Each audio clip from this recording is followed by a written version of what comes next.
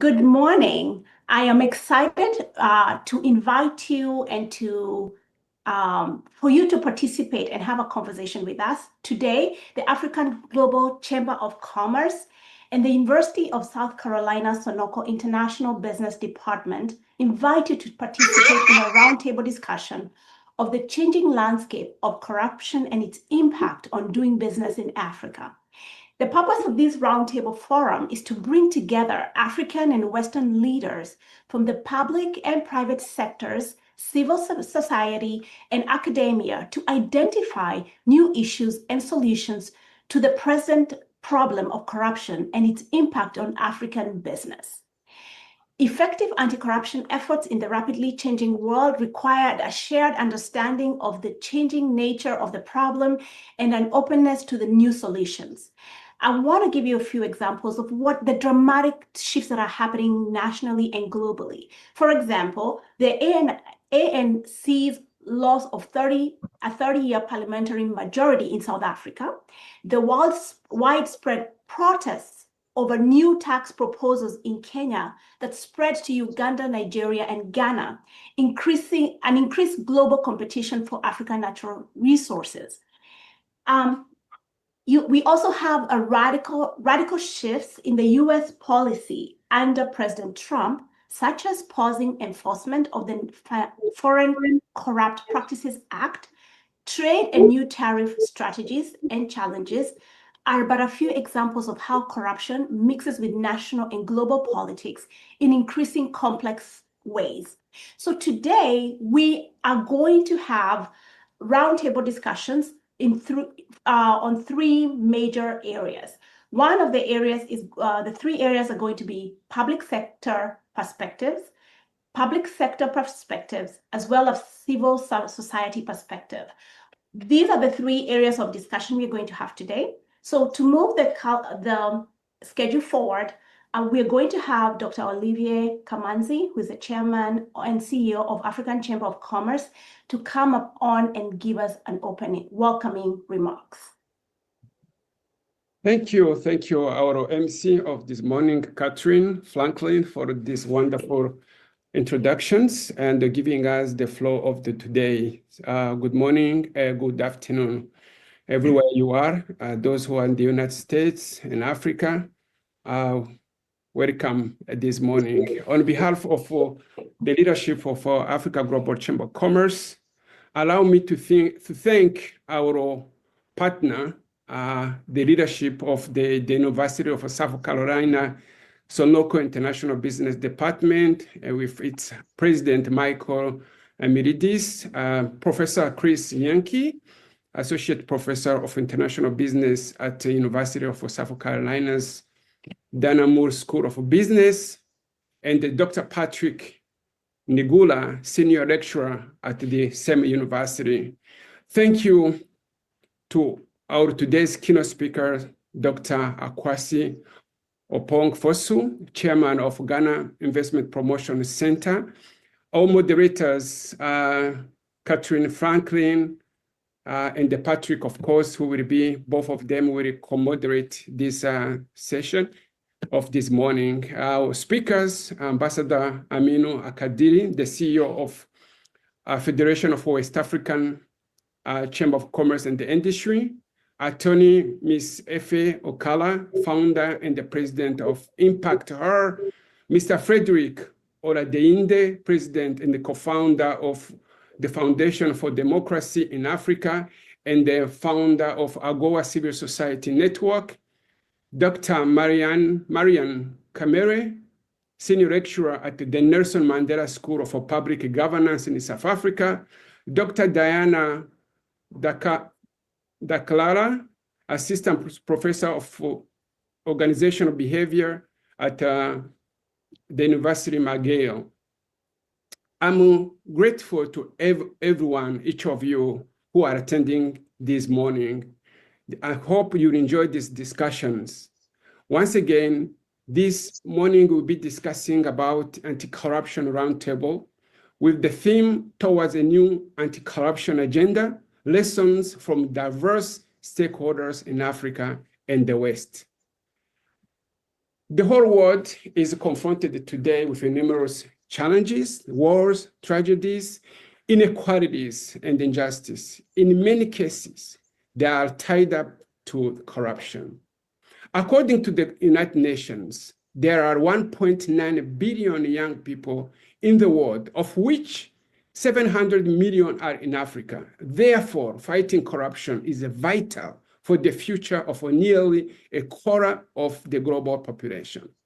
The same organization defines corruption as a complex social, political, and economic phenomenon that affects all nations. Corruption undermines, as all of you know, democratic institutions, slows economic development, and contributes to governmental instability. That's why in many countries we see wars going on around the world because of this issue of corruption. As Catherine mentioned earlier, she gave some few examples of where we see political parties losing elections. She mentioned about the protests in Kenya.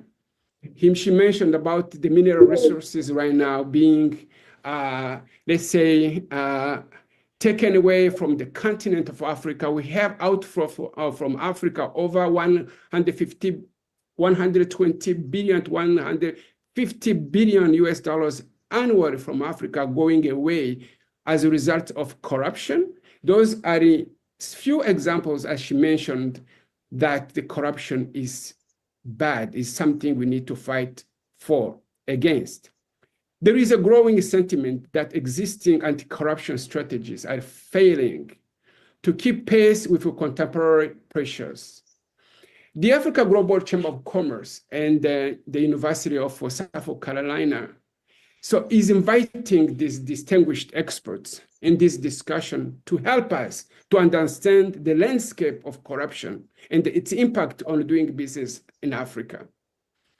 So once again, this purpose of these morning discussions or afternoon discussions, as again, depending on where you are, we want to bring all key contributors to our society, whether you are in the public sector or private, public and private sector, or a civil society or an academic environment, really to discuss these issues. Especially, we want to bring solutions to this issue. That's why we want to really to listen to distinguished experts to tell us how effective corruption efforts, which is rapidly changing the world, may require some kind of understanding. How can we change the nature of the problem in the open and bring some new solutions?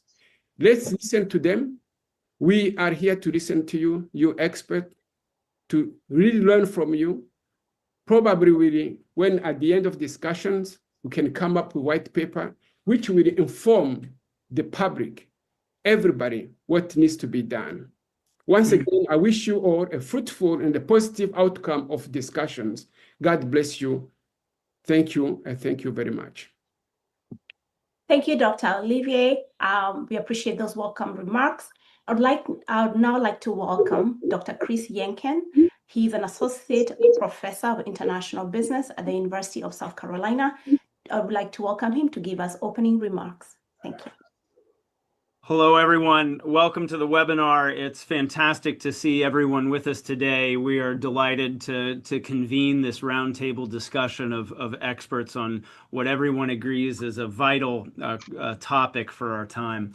My name is Chris Yankee. I'm an associate professor of international business at the University of South Carolina. The international business program here at South Carolina has been ranked #1 by U.S. News and World Report for 26 consecutive years. And I doubt that anyone with us today would disagree that corruption is one of the key impediments to global business facing us, not just today, but historically. And it is a problem that so far has dodged many attempts at solutions. This seminar represents our department's commitment to engaging with stakeholders from across sectors to combine the best of academic work with practical realities on the ground to find workable ways forward. In my own work, I teach the university's courses on anti-corruption and managing organizational misconduct. And in my own research, I use field experiment designs in order to test new anti-corruption interventions that help people, that enable or give people tools to act ethically, which I think most people want to do, but often struggle in the incentive structure as it exists today. But for once, this professor is not going to lecture you on his own research. Instead, our shared goal today is to hear from the wide range of experts that we've assembled about current issues and trends that help us better understand the nature of the problem. In order to set that up a bit more, allow me a moment or two to make a few comments. Catherine and Dr. Olivier have both mentioned recent shifts across Africa, and I won't dwell on this too long, but it's important to note a widespread bottom-up set of social movements that are deeply emblematic of the public's exhausted tolerance for corruption. We note that last year, South Africa's African National Congress, the party of Nelson Mandela that brought down the apartheid system, lost its outright majority in government for the first time since 1994 and is now forced into a coalition government format, specifically because of the public's exhausted tolerance for corruption and the harm that it's been doing to that society. If we move north to East Africa, many of us are familiar with the widespread popular protests in Kenya. Popularly dubbed the Gen Z protests, this movement is in direct opposition to last year's proposed tax increases that were proposed in order to pay off foreign debt. But there's a clear recognition among the public that many of Kenya's fiscal problems are directly linked to the theft of public funds by corrupt individuals. And disturbingly, the estimates of losses of state funds from corruption get quite close to the value of external debt payments owed as well. The scale of these protests is what should catch our eye. As last year in June of 2024, when the protests began, they spread to 35 of Kenya's 47 counties, a spread of popular protests that was previously unheard of. The protests continued, and many of us are familiar that they were sort of revived over the last few weeks. And as of this morning's news reports, there are at least 30 people have been killed in the protests, and in recent days, more than 500 arrested. Okay? The state's heavy-handed response to dealing with popular protest fuels the opposition's dissatisfaction with the government. And is notable because it's overriding traditional ethnic identity issues in Kenyan politics. The protests that began in Kenya last year spread to West Africa as well, and we saw widespread protests across Ghana and Nigeria. International attention to this situation is growing, but let's not get too comfortable with the idea that the West is going to somehow stabilize or provide an equilibrium to the situation that's happening. One of the things we have to recognize, especially in a forum around African-U.S. business ties, is the disturbing trend of lowering anti-corruption enforcement and emphasis in the United States. Key among this is the recent June 9th Blanche memo from the United States Department of Justice that formalizes the new Trump administration's approach to toning down enforcement of the Foreign Corrupt Practices Act. The Foreign Corrupt Practices Act from the United States was enacted back in the 1970s, and the foundation upon which it was built is the belief that corruption distorts free and fair markets. The ability to bribe foreign officials enables otherwise lower quality firms from winning contracts. And for more than 50 years, the belief has been that controlling corruption was in America's interest because U.S. companies could successfully compete based on quality if there was lower corruption in the marketplace. But the Department of Justice's Blanche memo issued last month on June 9th blows that all to pieces. The Blanche memo explicitly states a new set of enforcement guidelines that prioritize U.S. interests in accessing critical minerals and deep water ports around the world. That it also establishes that the Department of Justice is not going to be policing U.S. companies for engaging in what it calls, quote, normal business practices in pursuit of those interests. But the Blanche memo also includes a double standard, that the Department of Justice will target foreign companies who engage in the same kind of corrupt practices as they are in competition with U.S. firms. This marks a stunningly formal declaration of an obvious double standard when it comes to anti-corruption worldwide. The impact on American firms, however, is not clear. Rather than assuming that U.S. firms will now be willing or able to engage in the same kinds of bribery practices that we recognize are normal around the world, we have to recognize that the enforcement guidelines don't change the actual law. As such, firms today have to wrestle with the uncertainty and the risk around how enforcement might be approached by future regimes. Because without a change in the law, American companies who do engage in corruption overseas can still be held accountable by future administrations. Even more so, it creates risk for ethical firms that want to do business without using corrupt means, because now foreign corrupt officials understand that American firms are less likely to be prosecuted in the near term and may feel more emboldened to demand more bribes and similar informal payments. All this is to say that the emphasis for anti-corruption has fallen at the highest level in the United States and created a tremendous amount of risk and uncertainty for the U.S. firms. From popular movements across Africa to changes at the top of the American political structure, all of this demonstrates why it's so critical to understand both the enabling factors worldwide that are demanding calls for reduced corruption, as well as the headwinds that we face in the anti-corruption fight. All of this then adds up to the reason behind the partnership between the Sunoco International Business Department and Dr. Kamanzi and the Africa Global Chamber of Commerce, and the reason why we have assembled this panel of experts today. So without further delay, I will turn it back to my colleague, Dr. Kamanzi, to introduce our keynote speaker and tell you that I very much look forward to the next few hours of discussion with these distinguished speakers. Thank you for your time. Thank you so much. Thank you so much, Professor Chris. I appreciate your wonderful opening remarks, and then I hope our audience gets your expertise. Our keynote speaker of the day is Dr. Give me 1 second. Akwasi Opongo Fuso. He's inspired by motivation to impact on the progress and the well-being of people and society at large. The Honorable Akwasi Opongo Fuso, a governance and a public policy analyst, has a distinguished public services career spanning over 4 decades.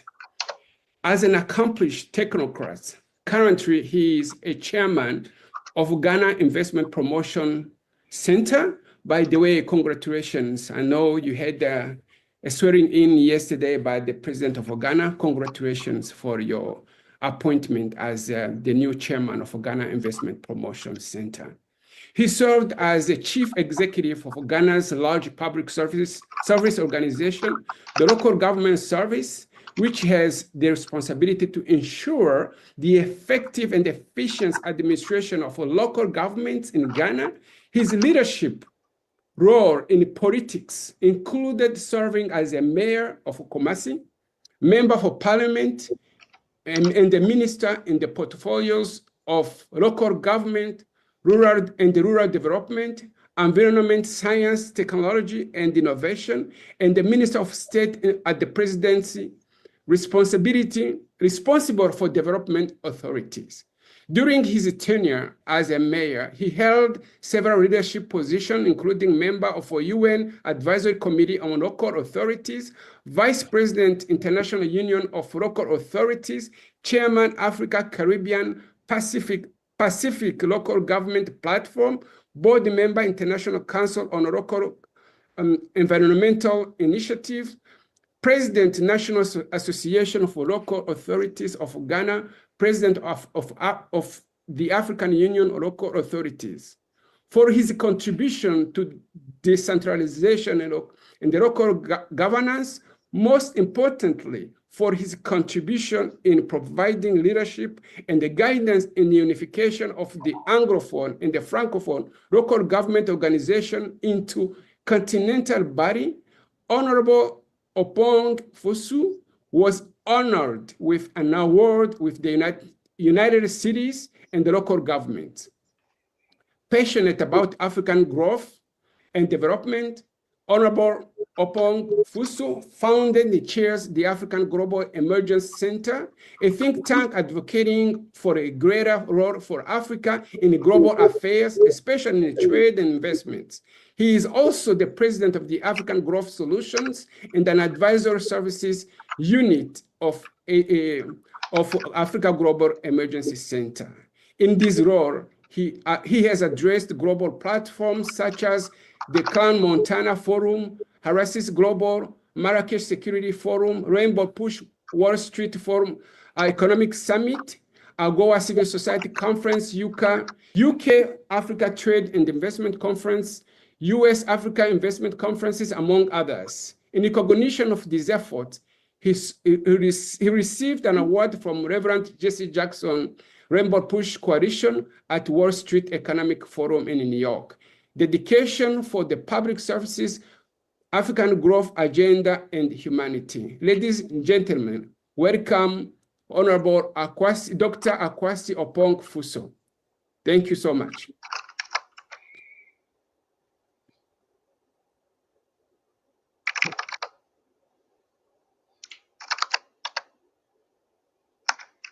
You're on the mute. Huh? You need to unmute yourself.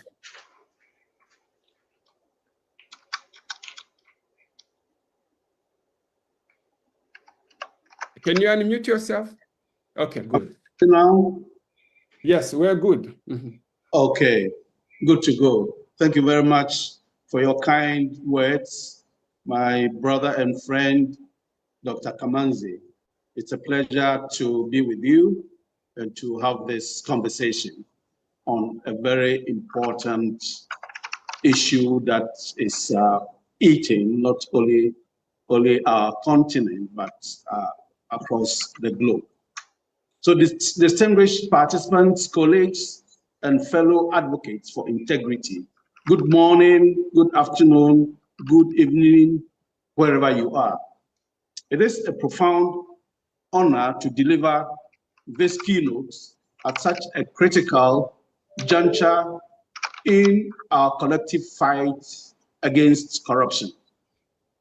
Our theme, towards a new anti-corruption agenda, lessons from diverse stakeholders in Africa and the West, is both timely and relevant. Because we are gathered today not just to diagnose corruption, but to design a new, honest, and sustainable path forward. Corruption is not just a bureaucratic lapse. It is a direct attack on human dignity. It robs nations of opportunity, weakens institutions, and undermines public trust. Today, I want us to go through a journey across continents, across case studies, and across principles to understand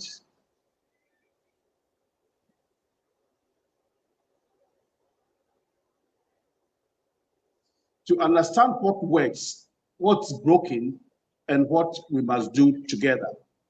My presentation will focus on these key areas: understanding the scale of corruption, consequences of corruption, global case studies, illicit financial flows, and the global double standards, lessons from Africa and the West, towards a new anti-corruption agenda, realigning global leadership, and a call to action. So let us begin by acknowledging the sheer scale and impact of corruption as we are discussing. Globally, corruption drains over 2.6 trillion annually from the global economy, representing more than 5% of global GDP. Over 1 trillion, out of this, over 1 trillion US dollars is lost in bribes every single year. And in developing countries, an estimated 1.26 trillion is lost annually, enough to lift 1.4 billion people out of poverty for at least 6 years. And in Africa, the loss is approximately 10 billion annually. Resources that could have built hospitals, funded schools, and created jobs. But these numbers are not just statistics. They are stolen medicines, they are unbuilt roads, they are dreams deferred or destroyed for millions of citizens. Now, what are the consequences of corruption? Corruption is corrosive. Its consequences reach deep into every fabric of society. It erodes trust in government and public service. It distorts markets, deters investment, and stunts economic growth. It deepens inequality as resources meant for the many are captured by the few. Corruption undermines security, enabling organized crime and political instability to fester. When people lose faith in the fairness of a system, they disengage. And when they disengage, democratic governance falters. So on the global scale, let's look at a few examples. Let me highlight a few cases that illustrate how corruption manifests globally. We do recall the case of 1MDB, that's One Malaysia Development Berhad scandal that resulted in the loss of over 4 billion from a state investment fund, implicating international banks and political elites. We also recall the Panama and Pandora Papers, which exposed how the global elite use offshore structures to hide wealth and avoid taxes. We've also not forgotten the case of companies like Oracle, ABB, Franks International, where it were paid tens or hundreds of millions, which they were made in penalties for bribery in emerging markets. We recall the trial of former President Nicolas Sarkozy of France for allegedly receiving illicit campaign finance. And recently, the sentencing of a US Senator, Bob Menendez, to 11 years for corruption and bribery. I cannot go on and on without bringing the conversation to my own house, that is my country, Ghana, where it is reported by the Dean of the Faculty of Accounting and Finance at the University of Professional Studies that Ghana loses approximately 9 billion USD annually to corruption, tax evasion, smuggling, and systemic inefficiencies. This amount is equivalent to 6 times the annual cost of the free senior high school program, and nearly 5 times the National Health Insurance Scheme's budget allocation. All these cases that I've mentioned, from the global to my own home, show that corruption is not a uniquely African problem. It is global, embedded in both public and private actors. The examples cited across continents are not just isolated incidents. They are symptoms of systemic failures. Until we build institutions that demand and enforce accountability, these patterns will persist. Now, the other issue I would like to talk about is illicit financial flows and the global double standard that this represents. And here we must address an uncomfortable but essential truth. Illicit financial flows are bleeding Africa dry. According to conservative estimates, Africa loses between 50 to 60 billion USD annually through illicit financial flows. These are funds siphoned off through tax evasion, trade misinvoicing, and illegal transfers. Funds that find safe haven in Western banks, in real estate markets, and shell companies. And now, the irony is that the West, despite all its sophisticated financial systems, laws, and surveillance tools, has not demonstrated the political will to stop this. While African leaders are rightfully held to account, those who receive and protect illicit wealth often go untouched. This double standard must end.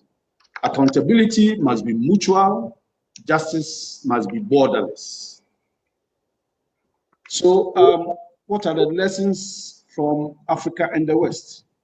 From Africa, we have weak institutions which make anti-corruption efforts toothless. Civic movements and investigative journalism are crucial, and we need to strengthen these movements. Public naming without prosecution encourages impunity. Oftentimes, when such issues come into the public domain, they are discussed and then left without the enforcement of prosecution and conviction. From the West, we know that laws like the Foreign Corrupt Practices Act and the UK Bribery and Act show that enforcement works. Where corporations can be held accountable and should be regularly. Open data and transparency tools like budget portals and procurement trackers empower citizens. Still, the West must stop being a safe haven for looted gold because they have the capacity to stop that. So we can now talk about a new corruption agenda. It is time for a new agenda, one that is systemic, shared, and sustained. So what is the way forward? We have to reinforce institutional autonomy. Our anti-corruption agencies must be independent and well-resourced. They should not depend on political goodwill of the very elites that are deeply involved in corrupt practices. We have to promote ethical leadership, where assets declarations must be enforced, lifestyle audits must be normalized, and political office should not be a path to personal wealth. Now, with the advent of technology, we need to institute e-procurement, blockchain for land registries, and AI-driven audits. We have to reduce discretion and increase transparency. At the global level, Africa and the West must work together to trace and return stolen funds. Western enablers, banks, lawyers, consultants must be sanctioned too. The next is to empower citizens and the media. In this direction, we have to protect whistleblowers, support investigative journalism and not intimidate them, educate the public on their rights and tools for holding power accountable. Now, we also have to realign global leadership. If we are serious about defeating corruption, we must also be serious about the quality of leadership. We must transition from transactional leaders to transformational leadership. We must move away from clientelist politics to citizen-centered governance. And the next chapter of governance in Africa and globally must be defined by ethics, not ego, by service, not self-interest, by values, not just electoral victory. And I would like to conclude with a call to action. Corruption is not destiny, it is a decision. Repeated, tolerated, and reinforced. But integrity is also a decision. Principled, courageous, and consistent. So let us choose to speak truth even when it is inconvenient, to hold ourselves and others accountable, and to build institutions that will outlast us. Let us not just discuss corruption, let us defeat it with policy, with leadership, and with collective resolve. Thank you very much for your attention.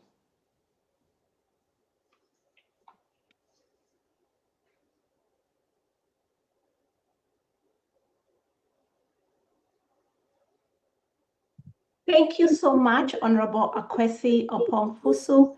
That was a remarkable keynote address. And I echo back what you just said. Corruption is not destiny for Africa, for any nation, but it is a decision. And today we're here to discuss how to make that change. So thank you so much for that keynote. And if we could unfortunately, we are not in a space we could give a round of applause. So we are going to move the discussion forward, and we are now going to go into the panel discussions. And I would like to introduce my fellow moderator, Dr. Patrick Nigula. Thank you. Let me first thank you, Catherine and Dr. Kamanzi and the keynote speaker for a great speeches that you have put it out there in audience, because there's over 100 people listening out there. But let me start these conversations now by asking you a couple questions. This is with respect to what you have just alluded to us with respect to the anti-corruptions in terms of the designing and implementing policies, reforms, particularly in Ghana, because you have been a civil servant. And this is for Dr. Akwasi, I think, Opon Fosu. What are the policies that have been implemented in your country, in Ghana, or in region in Africa? And what are the factors contributed to their success? What is your response to that?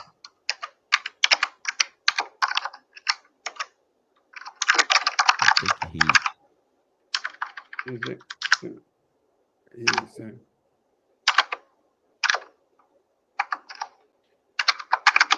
Kathy, when you, I think you're supposed to have the conversations with Dr. Akwasi Opon. Is that? Hello. Yes. Yeah. Did you hear the question I just posed to you? It's with respect to what anti-corruption policies have been mostly effective in your country or in the region and in Africa, and what factors contributed to their success. What is your response to that?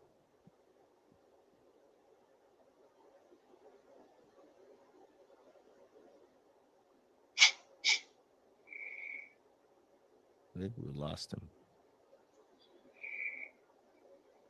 Can you hear me?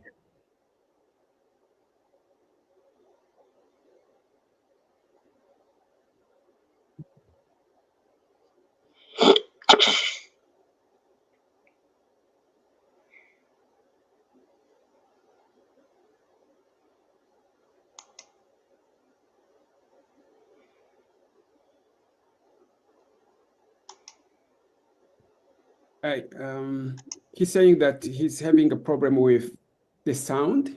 Okay. And then maybe ask the following. I'll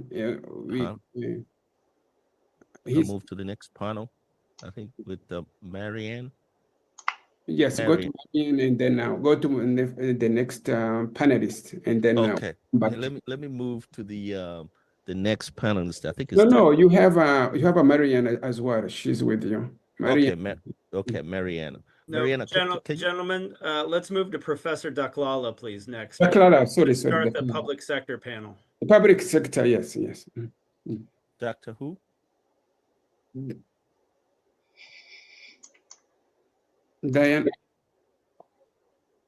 Diana?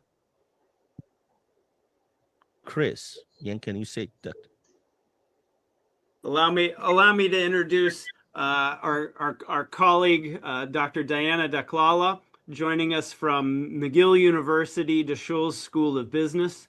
Dr. Daklala earned a PhD in sociology and organizational behavior from Stanford University, and her work on anti-corruption stems from multiple projects, not the least of which was an extremely ambitious field experiment situated in Moroccan public hospitals, trying to identify exactly some of the triggers that would reduce incidences of bribery in the provision of public health and maternity wards in Morocco. But she's now moved past that work. Having completed that work, she now is thinking even more deeply about the topics around organizational design and the way that especially public sector organizations are structured or designed as an influence in creating incentives for corrupt action. Professor Daklala, it's a pleasure to have you here. Thanks very much for joining us, and I'll turn it over to you. Thanks so much, Chris, and thank you very much for the invitation to participate in this panel and in this roundtable. So as Chris said, I'm an economic sociologist. I'm an assistant professor of organizational behavior at McGill. I teach on organizational behavior and also research design, and I research what I think of as the organizational foundations of government. I'm especially concerned with improving the functioning and governance of public sector establishments using interventions that are rooted in organizational design. An issue that has received particular attention in my work is corruption, bribery to be exact. And so it's a real pleasure to be in conversation with such a diverse set of stakeholders who care about actionable paths to good governance and to good policy. The World Bank estimates that the public sector makes up close to 45% of formal employment in the Middle East and North Africa and in sub-Saharan Africa. These are the workers who deliver healthcare, education, security, rule of law, infrastructure and sanitation, fair elections, and much more. In short, public goods and rights to citizens. They impact the experience of living and the living's aspirations for the future. Government agencies and their workers have significant power to give or take away equitable access to these services and to these opportunities.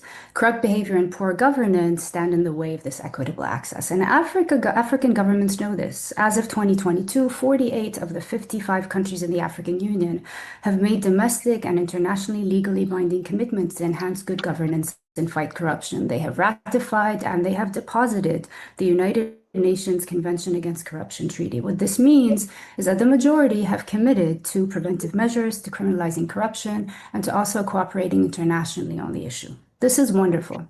The challenge, however, from my perspective, lies in effective execution. My view is that effective execution comes from designing in good governance and designing out corrupt behavior. Another way of saying this is that bad government is primarily about bad organizational design, not bad people. What do I mean by this? First, the problem is not quite the public sector workers. Today, the majority of government bureaucracies worldwide, if you cut across income levels, if you span continents from Latin America to East Asia, they recruit bureaucrats and frontline workers selectively and competitively. World Bank reports suggest that government agencies succeed in hiring competent workers. They succeed in matching qualifications and skills to job descriptions. Even public servants themselves agree that merit is a main criterion for hiring. State jobs are a competitive employment option for job seekers. Compared to the private sector, government agencies hire more educated workers, they pay them better, and they give them better benefits. So if public sector jobs are on average so great, why do we see corruption? One popular idea is that although competent, many government workers lack public service motivation. They're not public spirited enough. Proponents of this idea suggest that public sector recruitment should focus on the second dimension of worker quality. Setting aside the issue of measuring public service motivation, I think that there are several concerns with this claim. First, what motivates people changes over the life course. Second, this perspective risks letting managers and management off the hook, making them less accountable to workers, assuming that workers can't learn. They'll spend little time developing and training them. They will lock them into roles, into jobs, into restricted mandates. They will stifle their growth. And even if we suppose that government agencies can in some way grow the percentage of public-spirited workers, this might boost the work of government in the short term, but over the long run, the unaccountable kind of management, or quote unquote, the lazy kind of management, is going to counteract and crowd out the effort and the civic mindedness premium that you would get out of hiring public-spirited workers. Workers are going to fatigue from being underinvested in. On a more practical level, the sheer size of the public sector, remember 45% of paid employment, cast doubt on the effectiveness of relying so heavily on this kind of selection for the, in terms of quality. But what if selecting on public service motivation is not that feasible? Take the example of the military. The military is not too choosy about who it hires. It manages to socialize young men and women into service before self, into soldiers who are willing to stake their lives for unit and country. The military invests in organizational practices that align the soldier with its goals. It builds a culture, a structure, processes, what we think of as elements of design that reinforce its ideals and its mission. And so the point I want to make here with this analogy is that the issue is not about whether a state teacher, a health worker, or a police officer is born a civil servant at heart. It's about enabling their work of serving, a matter of organizational design. Government organizations should motivate desirable behavior through design, not just selection. This means that to explain and solve the problem of corruption, we need to look at what happens on the job. How might we do that, you ask? Let's work through an example of bribery in healthcare in public health establishments. That's classified, bribery in healthcare is classified as a public health issue by the WHO. Several years ago, I designed and implemented an information-based intervention to cut down on bribery in Moroccan public hospitals, as Chris mentioned. And to design a context-relevant intervention, I first needed to understand what bribery looked like, how it was distributed inside and across hospitals, how it happened. So I mapped its incidence. I mapped its incidence along the quality of care, along with the ways the care is delivered, along with the way the work is divided between health workers, and so on. I looked inside organizations, that's rare. I drilled down to the level of work, the workers or work units inside organizations. This approach is generally the approach I take in my work. And what did I learn? I learned a lot of things. I'll focus on what is relevant for today. First, hospitals vary in the incidence of bribery. Second, bribery is patchy inside hospitals. It happens in some units, not in others. Bribe rates can be as low as 0%. They can be as high as 50%. Third, the primary beneficiaries were paramedical staff, nurses, but this is not because they are intrinsically more corrupt or less professionalized into the ethics of the medical profession, or because they feel more underpaid, or because they are more overworked. None of these would explain why nurses in pediatrics don't take bribes, but do so in maternity. After all, the same salaries, similar experience of resource constraints. None of these reasons would explain why patients suffered through a 6% versus 25% versus 50% chance of paying a bribe in the maternity ward of Hospital A versus Hospital B versus Hospital C. These nurses and nurse midwives are trained in the same establishments and drawn from the same pool of health worker hires. Notice then, once we shift our attention closer to where the action is, we see that neither the performance nor the behavior of government workers is overdetermined. Aggregate and national level statistics will hide this variation, but understanding this variation within and across government establishments is the key to addressing corruption and governance problems in general. So here you should be asking the question, what differs between wards of the same hospital? What differs between the maternity wards of different hospitals? The answer, what differs within and across these organizations is the organization, the allocation, and the design of work, the division of labor between health workers in a hospital ward.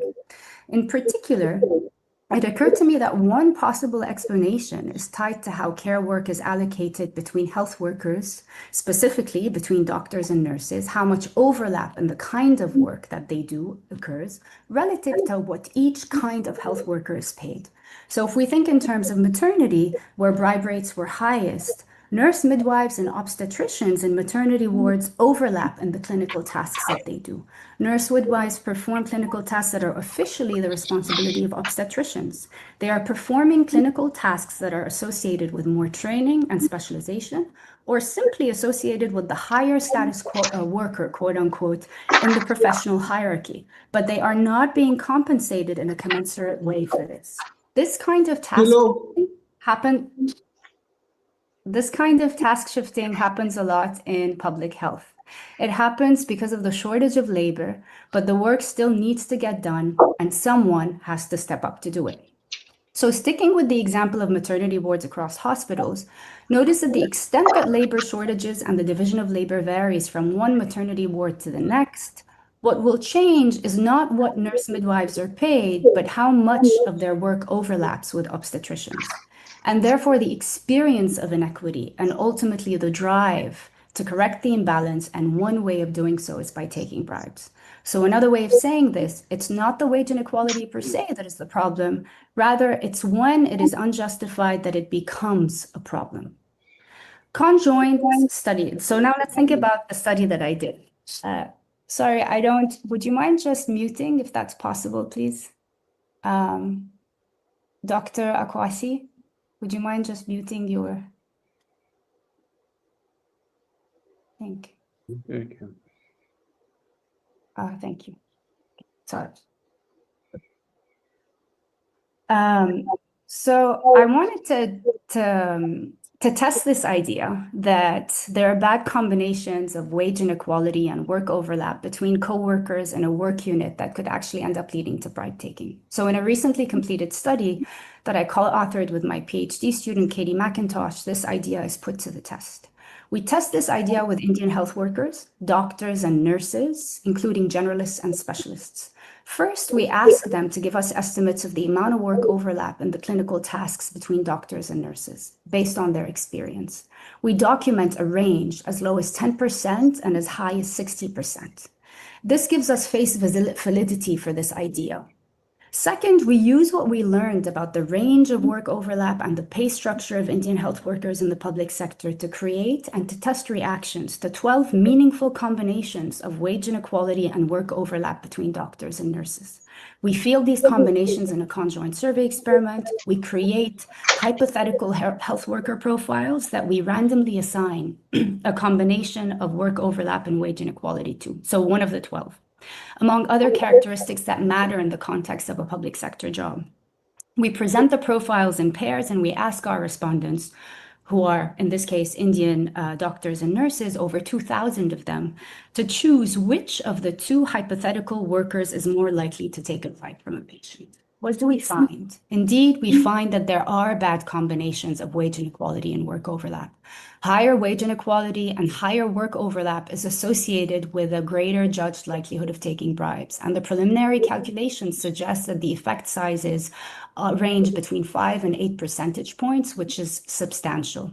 This is very exciting. This is a clear example of how elements of organizational design, in this case, decisions about allocation of work and relative compensation, come together to help us explain bribery and resolve it. Managers can now either change the work, how work is allocated, they can make local adjustments to wages, or they can try some combination of both. These are actionable and targeted levers. Now, I want to take a step back and say that we can think of so many other features of organizational design that we can probably leverage. Once we adopt this design-based perspective, rooted in the realities of the organization, a world of possibility opens up. Management should be thinking in a design-based way, and it should recognize that organizational design choices can either stand in the way of workers or empower them. Design choices run the gamut, so we can start thinking of examples like, How much autonomy and discretion do people get? Nigerian bureaucrats were tasked with greater autonomy and discretion in their work, show higher project completion rates. We can think of performance tracking. We can think of how poor or how good performance tracking and evaluation systems are. When the Sierra Leonean Ministry of Health and Sanitation adopted a transparent and meritocratic promotion system, health workers attended to significantly more patients without compromising quality of care. We can think about how we allocate decision rights. Pakistani procurement officers, once empowered with greater decision-making authority, ended up reducing the public procurement to purchase prices. We can think about decisions that we make about what we choose to outsource versus what we decide to keep in-house in terms of doing in the organization. The way we structure risks and rewards and private-public partnerships. These are all examples of organizational design decisions. And so capable government organizations leverage workers' competencies and motivation through design. But to motivate through design, you need to look locally for good and context-relevant design choices. You need to attend to the significant variation in governance outcomes you care about, whether it's corruption or something else, and to the management practices that are associated, that are in that context across and within these establishments. To repeat, this variation means that neither the performance nor the behavior of government workers is undermined. Under the same set of constraints, a realm of design possibilities reveals itself.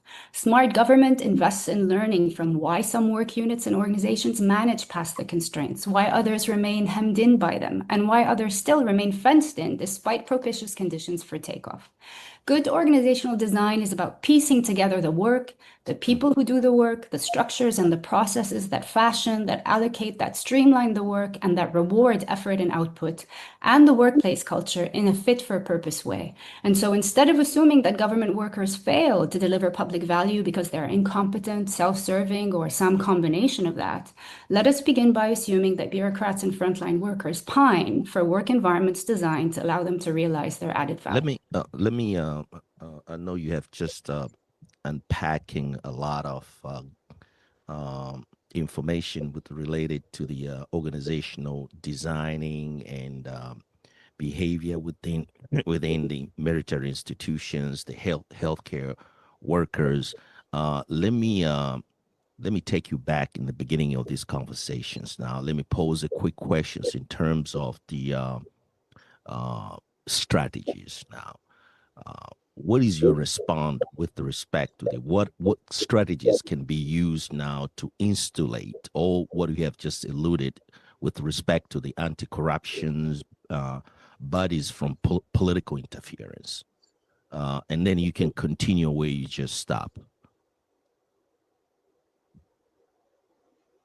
So my approach would be that we should focus on the kind of problem that you're trying to solve. So when we think about corruption more broadly, there are many different practices that fall under that. And the first thing that you need to do is take a step back and figure out what kind of corrupt practice are you trying to solve for. And the way you do that is you do that in a data-driven way. A data-driven way means that you go to the site of action, right? So where these things are happening. You try to give it shape. You give it shape by trying to understand what it looks like, who's involved, why they're involved. And then based on that, you start thinking about sort of how that organizational context might be facilitating this kind of practice or reinforcing it. And then you work backwards and you think and you figure out what kind of solution might be working for you. I think the interesting approach, the reason that I think an organization-focused approach is so important is because even if it is the case that you don't have strong, organized political will on a macro level, you can still do things. Managers and workers in organizations still have enough control over how they go about their work life inside organizations to be able to make these changes. And I think this is basically one of the reasons that this is such an attractive option, is that you don't necessarily need to wait on other actors. You can get started, and that in itself can be an impetus actually to encourage others, in large measure because you start learning locally and laterally. So that's what I would say. That would be my response. Okay, if you don't mind, let me ask another question. This is with respect, you've just alluded about the political will maybe I will just add this strengthening the institutions. Where is the coalition building now within some of these agencies that the creating policies and regulations they fit in? What is your response with respect to the implementations of some of these policies or building the coalitions within some of these agencies or healthcare delivery organizations? So I think building coalitions is important. I think adopting frameworks is important. I think it has strong signaling value. I think it demonstrates that there is a will in trying to move in a particular direction. It also helps actors find each other. But then, once actors find each other, once they agree potentially that this is something that they want to work on, the challenge really becomes a challenge of how you translate that into practice. And when we think about what government organizations are and public sector organizations are, they are the sites of where policy and policy intentions are translated into concrete actions. And that's in effect how I would think about this issue. Thank you very much for a great response with respect to all the questions that have you asked. You can continue with where you stop, if you don't mind. Actually, that was the end of what I had to say. When you jumped in was basically the last thing I had to say was when you jumped in. Thank you. Thank you very much for taking your time and addressing this area of anti-corruptions with respect to the healthcare organizations, military as such. Thank you again, Dr. If I pronounce your name right, Dr. Kala, is that correct? Okay, thanks. Dr. Patrick, do you mind? There's a question on here asked by Stephen Tosh, and he's asking, this is a question, I guess, directed to Dr. Diana Dakala.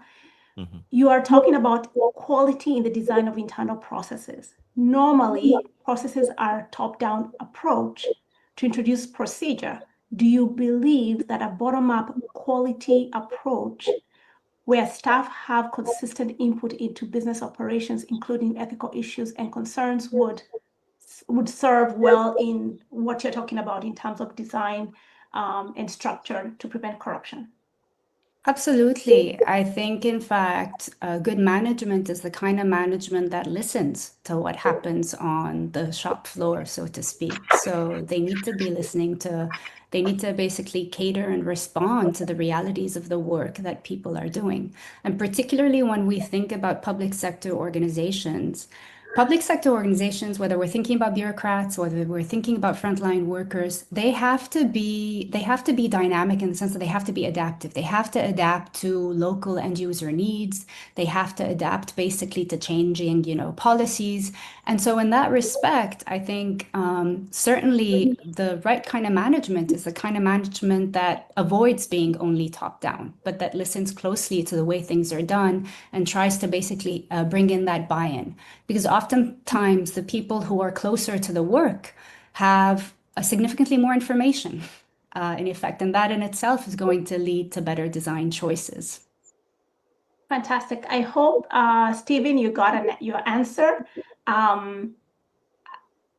Patrick, I give it back to you. I just wanted to cover the question, but I didn't see Dr. Chris Yankin has a question. Yeah, Go ahead. If this is appropriate time, Patrick, I'd love to ask Diana a follow-up question. I had the pleasure of first hearing Diana's argument on organizational design a few months ago at a conference at the University of Toronto. And Diana, I want to push a little deeper. I think that most of us, in looking at the faces I can see on the screen, right, when you say, corruption can often be a problem of organizational design, not of bad people. It's not about bad people, it's about bad design. And faces light up. It's an idea that resonates quickly. It just makes sense. So let's take your example of, say, midwives, right, who are performing procedures that would normally be performed by a physician who is much higher status and much better compensated. And so let me ask you, and it's probably not in your data, but if you have a sense, right, of what the underlying reason is for when a midwife would feel more empowered or entitled to a bribe. I could imagine two commonsensical reasons. One is that the midwife, now through repeated experience of performing procedures, starts to see themselves like a physician. They have that skill set, and they feel like it's right and proper to be paid, which makes the bribe actually ethical. It makes their low payment an unethical manifestation that they want to overcome. Or I could also see the opposite, which is they see the doctor shirking their responsibility and dumping a complex procedure on them, which is an unethical act by the doctor, right? And therefore they feel like unethical acts are now licensed. Do you have a sense of which, or maybe it's both, depending, or? Yeah, so I think that's a great question. So actually, there is a suggestive answer to that. So first, I want to say that the work that we did with Indian health workers recently didn't focus on obstetricians and midwives. It actually focused on doctors and nurses in general, with doctors and nurses that come from a variety of specialties. So I think that's important. So I started off with the example of maternity care, to give you like a high degree of concreteness around these relationships. But once you step back and you test this in a broader context, you see that it actually does deliver. So I think there are a few things to focus on here. I think one is to say that part of the reaction to make these corrections, when you start seeing this kind of task shifting that happens between co-workers, is that it depends on how much wage inequality there is between them and how much overlap there is. So the reality is, some of the, we find that people, are okay with wage inequality that is justified, okay? And in this particular case, it might be really low levels of overlap in the kind of work that they do. And so that, in a sense, translates to, wage inequality that is fine. But we also find that there's a bit of a threshold effect whereby it appears that at some point you get to the point of such huge wage inequalities that across any kind of work overlap, that's a problem. And so there's this dynamic relationship that we're trying to map out, right? So this is a first sort of test in terms of trying to figure out what the space looks like when you start thinking about these combinations. Now, in terms of what actually happens, the idea here, the mechanism that we're proposing is largely that this is about a lack of fairness that people are perceiving. And so when we think in terms of, say, why the correction would end up being in terms of taking bribes, it's probably tied to the idea that when we think of skills development on the job more generally, it's not just about formal credentialing. It's actually how much work and time and experience you've built up, right, in terms of doing something. And if you get to the point where you're upskilled enough to actually take on that kind of work, then yes, presumably your work identity and in terms of sort of how you think about you should be rewarded is going to change in a dynamic way. As to whether, I think it's the other mechanism whereby it's unethical to be dumping.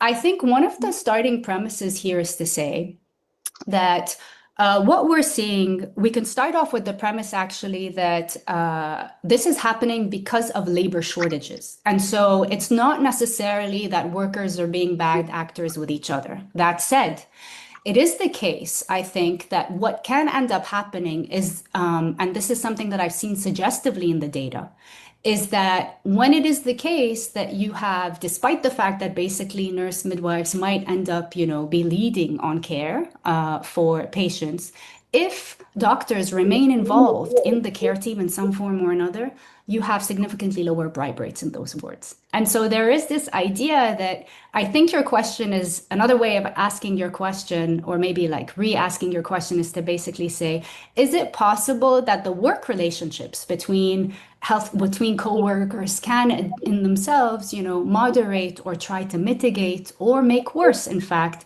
some of these dynamics that we might see? And I think the answer is yes, they can, but we would want to do even more testing around that as well.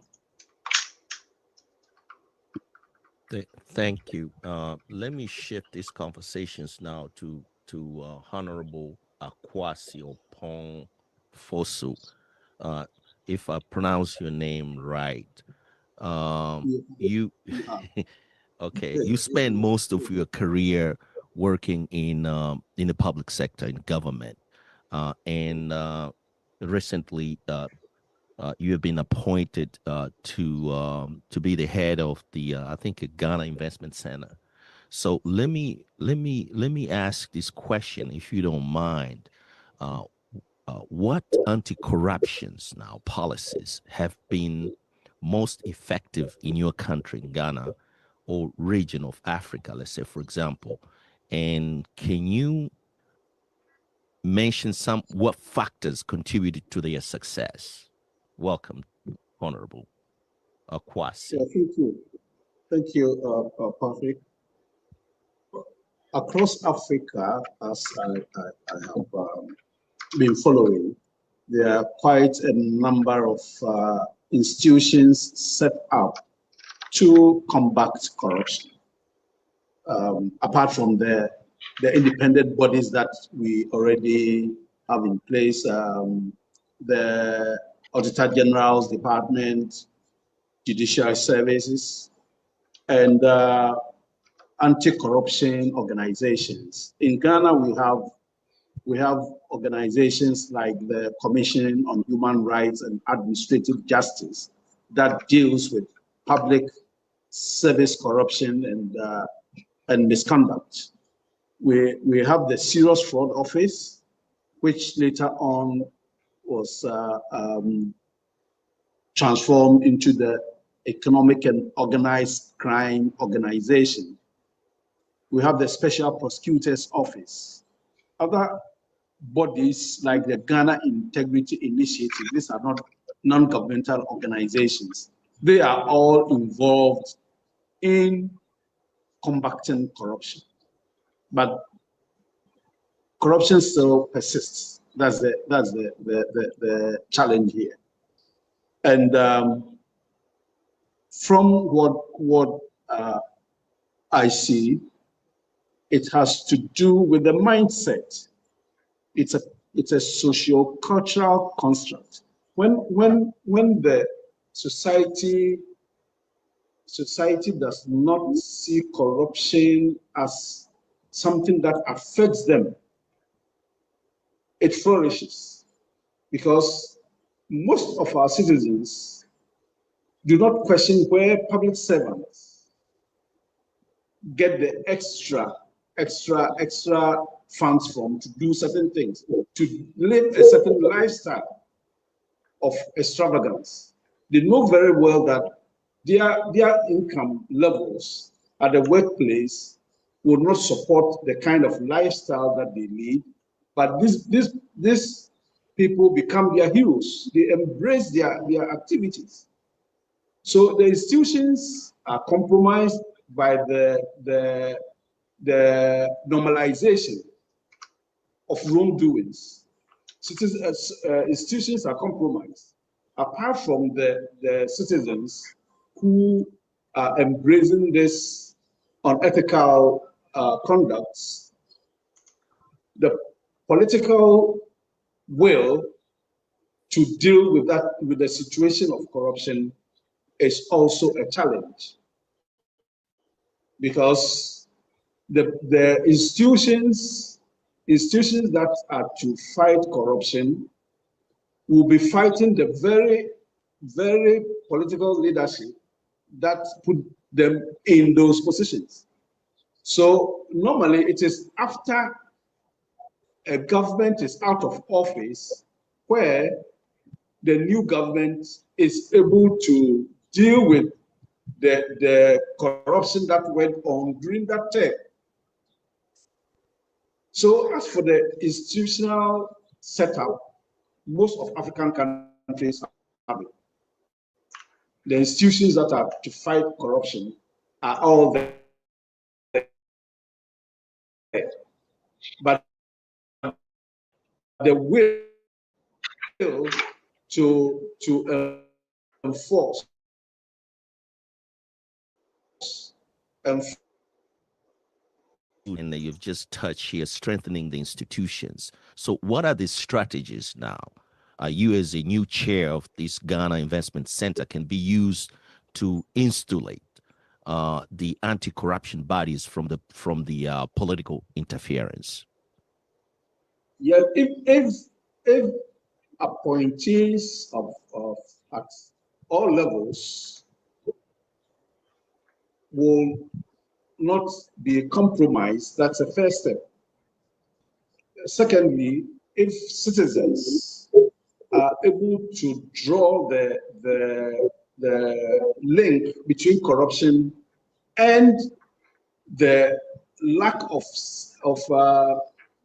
amenities, lack of opportunities for them, then the civil society organizations that are leading some of these anti-corruption measures will be emboldened, will be strengthened to carry on with their mandate. So it's a two-way kind of relationship. The citizens themselves realizing, being aware that corruption undermines their own interests. And for that matter, they don't have to embrace corrupt elements within their midst and kind of glorify their actions. That becomes a big step. And then the appointees in public offices will also not allow their mandate to be undermined by political pressures to do what is not right. Otherwise, we'll keep on establishing institutions, new institutions every day, but then they get compromised. They don't have the willpower to deal with the ethics of their job. Okay, that's where I was heading to ask you a question. So you used the word to do not right, or to know what is right and what is wrong and what is bad and what is good. It's an ethics issue here. So do you think we need to integrating our curriculum in school, from the elementary school all the way up to the higher learning institutions, to teach the ethics, understanding right and wrong, bad and good? What is your perspective? Exactly. That's the foundation of all this, ethics. Because we've not come to the realization of ethical conduct in public life, in our own individual relationship with society. Things are going the way they are now because we've not been able to differentiate between ethical conduct and then unethical behavior. So that's a very major step. If we start from the schools to inculcate ethical values in citizens. Thank you, Dr. Opong Force, if I pronounce this right. I think now we move to the chief moderator, Kathleen. Patrick, if I may, noting that we have a few more minutes left for the public sector perspectives. Marianne, I saw your hand up a moment ago, but I don't want to jump in front of you if you want. Okay. No, just very briefly, just to say, absolutely fascinating research that you shared, Diana, and the organizational design aspect of it is boils down to a leadership question, really. The commitment to lead and manage in spaces, and what you were saying about the context is very important, and understanding where the problem is, where the context, and that granularity of the research that you conducted, I found absolutely fascinating.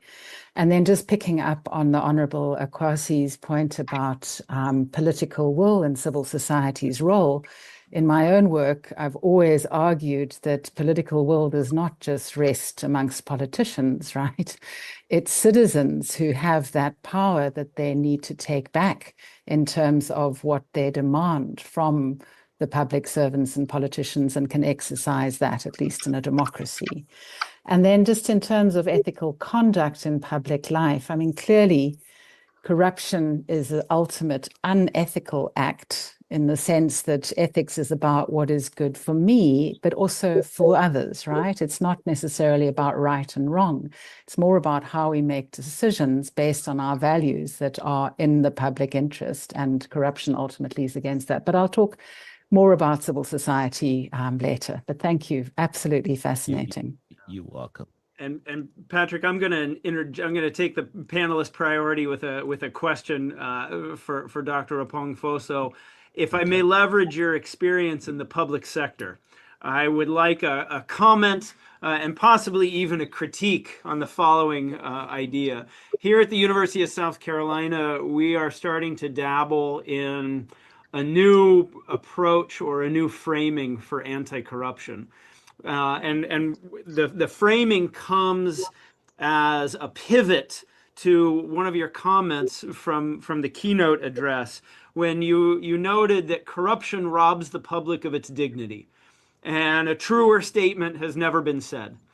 We've known this for a long time, though. And when we're trying to reform states and public offices, it's an uphill battle. And it quickly seems overwhelming, and we get discouraged. And as we've been thinking about it around here, we tried to think of examples where we actually saw success in a seemingly intractable problem. And the best thing we came up with was the anti-smoking campaigns of recent decades. Most of us have lived in a time when smoking was a very common but very detrimental, harmful activity, not just to ourselves, but to people around us. There was a time when tobacco companies had unchecked power and the ability to lie to people and hide those health problems. And then their product was so addictive that even once the health problems were widely known, it was still hard to intervene. But we eventually cracked that problem. And so what we're experimenting with, or at least starting conversations with, are conversations between the School of Business and our anti-corruption and organizational misconduct scholars, and our public health school here at the university, and reframing corruption as a public health problem. Because I think if we look at public health interventions worldwide, they tend to draw a lot more specific interventions. Anti-smoking campaigns, HIV/AIDS campaigns around safe sex and the necessity to wear a condom, right? Whether we're giving up cigarettes or choosing to wear a condom during safe sex, these are acts that inhibit our personal pleasure, but are better for the people around us and eventually for the collective good. So if I may, with that long-winded preface, could I get your perspective on this, given your years of experience in the public sector? And what would you see as the challenges to reframing corruption as a public health problem? Or what would you see as the enablers of that? Yes, corruption affects every aspect of society in terms of society's well-being. In terms of public health, in terms of education, infrastructure, for water, for waste management, everything that has to do with society's well-being. For instance, I talked about the illicit financial flows, and the international financial institutions estimate that Africa loses between 250 to 60 billion annually through illicit financial flows. Now, it's also estimated that Africa needs around 90 to 100 billion annually to fix our infrastructural development gap. So if you look at what corruption does in terms of the loss of investment in infrastructure in Africa, then you realize that if we are able to confront this issue of corruption, this is just one aspect of the illicit financial flows. There are other aspects of corruption that affect Africa's resources. So public health is infrastructure and services. It's an aspect of what we are looking at in terms of the overall development budget for infrastructure for Africa and the loss in funds, in revenue through illicit financial flows as a result of corruption.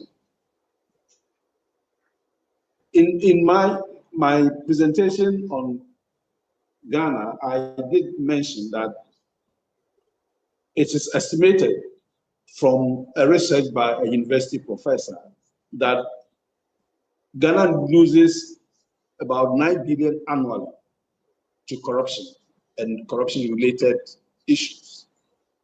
Meanwhile, as a country, we are at the World Bank, knocking at the doors of the World Bank for 3 billion USD. And it is even coming in tranches. I understand just last week, 350 million USD was released. So if we are able to address corruption and plug the loopholes that enables corruption to thrive, we should be able to raise the needed funds for the much needed services, including public health. Can I have a follow-up question to what Chris said, Professor Chris said? Again, as an Africa Global Chamber of Commerce here, every time I lead the trade missions, US companies coming to Africa to do business with Africa, whether in trade, investment, so on and so forth. One of the excuses is saying is there is the corruption practices are overwhelming everywhere you go. And why would we go to invest our money, even though the return investment is high, also high, the risk is high? I'd rather invest in the US, make 10%, 5-10% is low, but secured. Now we head for investment, an investment promotion center. And across Africa, we have all those investments, every country has put in place those investment centers in all 55 countries. And however, the problem you are facing as an investment, how do you attract investors to invest in Ghana or across Africa when this problem, we have to face it. The corruption exists. You mentioned it. Many times we run away, we pretend like it's not there. I think the best way is to say, hey, the problem is there, let's face it. You mentioned about the issue is about the mindset and how do we change the mindset. Behind the scene, I'm just asking, what are the solutions? What are strategies are we talking about, especially specific to Ghana? How, like next week, I'm taking a trade mission to Zambia. I'm organizing a workshop to really tell it, we should go invest in Zambia. Maybe a few months we'll be in Ghana. So what can I tell my members at the chamber? Let's go, let's invest in Africa. And so what strategy, what are you doing now? So I can really convince my members and US investors to come and invest in your country. Thank you. Yeah, great. I think as I alluded in my submission, I said we have to deal with an inconvenient truth. We can no longer be sweeping the issues of corruption and its consequences on the well-being of society under the carpet. we need to be open about it. Corruption persists everywhere, but the scale and scope. If you have to go to a country to invest, and at every stage of the investment process, you have to deal with corrupt officials, it will get to a point when you'll be frustrated. If it's a land acquisition and there are disputes, and you have to settle the dispute in court, and you are dealing with a judicial system that is not fair, that is compromised, you have a challenge. So all these are issues that become a disincentive for investment. But as we open up these discussions, like we are doing today, it's one of the strategies to continuously have open discussions about corruption and its implications for society's well-being, for development, for growth. The other aspect is to strengthen the institutions, the political will of leaders to ensure that the institutions work regardless of which political party is in power. And that if officials, whether incumbent government officials or officials who are no more in government have crossed the line, they face equal sanctions. This will be a way to send the message out that we are not going to compromise or condone or embrace unethical conduct in public service. Okay. So Diana, maybe Dr. Diana, I want maybe connecting what my question to Dr. Akwasi. What academic institutions, how can we work with a private sector to really to address these issues? Somehow, someone who's posting in the here and there, I was reading in the chat room, like lack of information. I think here the academic institution can play a huge role on dissemination, maybe in the research side, publications, stuff like that. So what are you doing on academic side on the issue? I know you mentioned about it, so I want just to connect with what he was saying. I'm not sure I understand the question. Could you?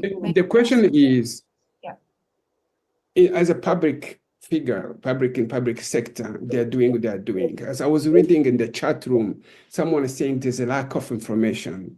Many times the government sector do what they do. In your presentation, you said maybe lack for workforce, shrinking operations, downsizing the workforce. That could be a key ingredient to corruption. So that's when I read the lack of information, I hear the Honorable Akwasi talking about what they are doing. What else can we do on academic to really, let's say, to strengthen what the public is doing in the academic institution, to inform the public?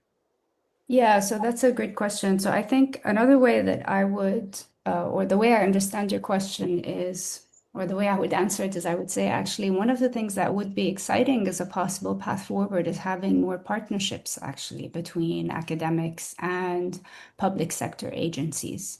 And as part of having that partnership whereby they try to problem solve together. So this is in a way thinking about problem-driven research and trying to come up with solutions together, solutions that would be compatible basically with the realities that public sector organizations experience. The second part, and part of this would enhance quite a bit of the knowledge exchange, because knowledge exchange happens both ways. I think there's a lot of knowledge that exists in the public sector that is not tapped into. There are many brilliant experiments and cases that we've seen worldwide over decades of pretty remarkable examples of how some of these difficult governance challenges were solved. But they didn't manage to make it all the way to the academic sector. And similarly, a lot of things, academics do quite a bit of work that we don't see enough translation of. And so we need to enhance that kind of translation, and it's a two-way process. I don't think it's actually one side speaking at the other side. I think the other important feature, and this is something that I think is incredibly important. This is why I talked about this idea of being, more generally, if we take a step back, this notion of basically outsourcing the work to somebody else to think about basically how to solve the problem for you in the context of organizations. I actually think that we shouldn't be doing that. I think that to the extent that there is a decision to engage external parties, it needs to be a partnership and there needs to be a commitment to capacity development. And that capacity development means allowing basically public sector workers themselves to be empowered to start thinking in a preventive, in a diagnostic way, in an analytical way about their problems. That is an important part of upskilling, actually, that we could see, or not even upskilling might be the term, but even expansion, actually, of skills and capacities. Because I think then they have greater power to be able to act in a way that is bespoke to their local conditions. That can also generate learning, not only within the context of one organization across work units, but also between organizations. And so suddenly, you don't really need to look very far to look at a good example of good governance. You can, in fact, look locally under similar constraints and basically people and understand and see how people have managed to get past that. I hope that answers your question, but that would be my instinct around that. Absolutely. Thank you so much. Thank you. Fantastic. Thank you so much to the public sector panelists. There was one last question that came through, and I think let me just throw it in before we move into the private sector. This question was directed to Honorable Akwasi Opong-Fusu, and the question is about political campaign financing and how it impacts corruption, considering that private individuals give money to political parties and expect a reward for the contributions once the person is elected or the party is elected. So what is your take on political campaign financing and in terms of curbing corruption? This question is directed to Honorable Opong-Fusu. That's a good one. Coincidentally, I did my PhD thesis on the monetization of politics and its impact on democratic governance in Ghana.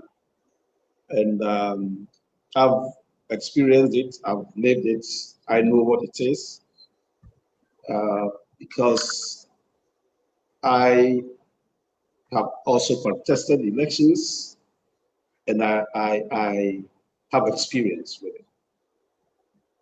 It's at the very heart of what we are discussing now.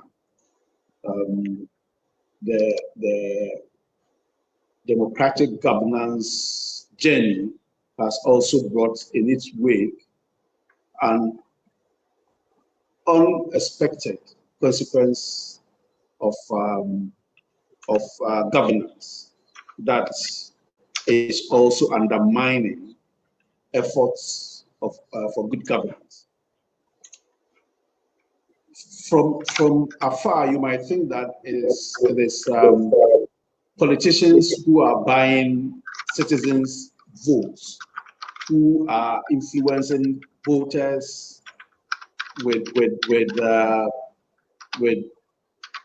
monetary inducements and other inducements to gain their votes. But it is a two-way. There are situations when voters delegates and everyone who has something to do with elections negotiate for a kind of monetary influences in elections.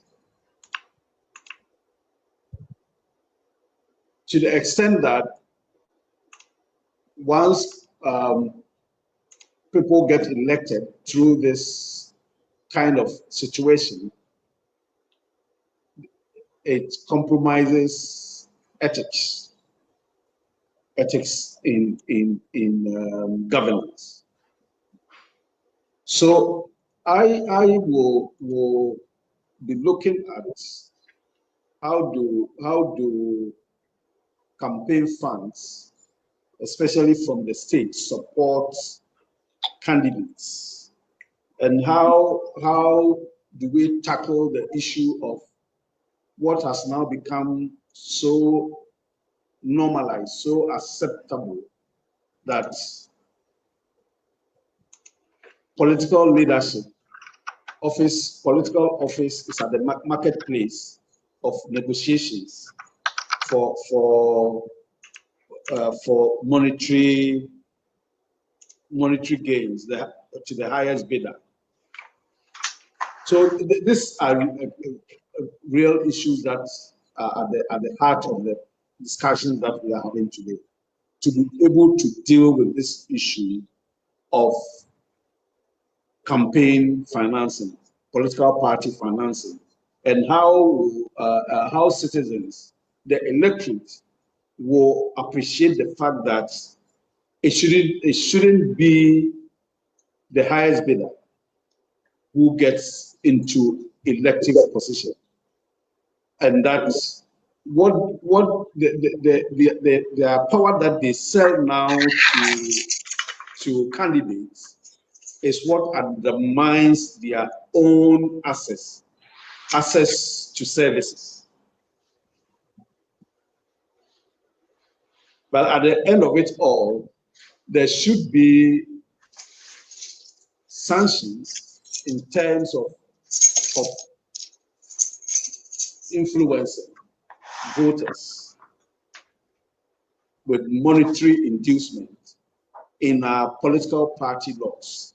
That should be put on the for open discussions, for the public to know that what they perceive to be a kind of normal situation is really a crime. Vote buying is a crime, but people have now come to normalize it, and we need to address that. We should also be looking at how government, the states, will provide funds for political parties within a certain coverage, not just any political party. Otherwise, because people might see that as an easy way to make money, we'll just form a political party, register, and make some demands on state resources to run their party. There should be a framework for state funds to support political parties on their organization and their campaigning.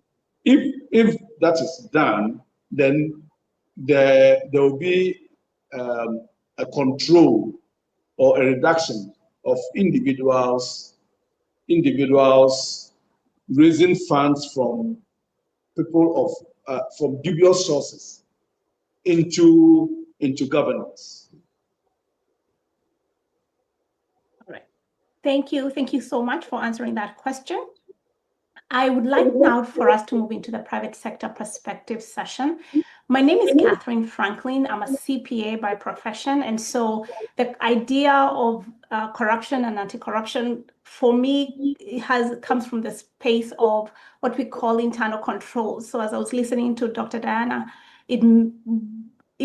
when designing accounting systems, you need to include internal controls to prevent corruption and misappropriation of funds and such. But so for this panel, we're going to have two panelists. We're going to have Ife Okula. She's an attorney and founder and president of Impact Her.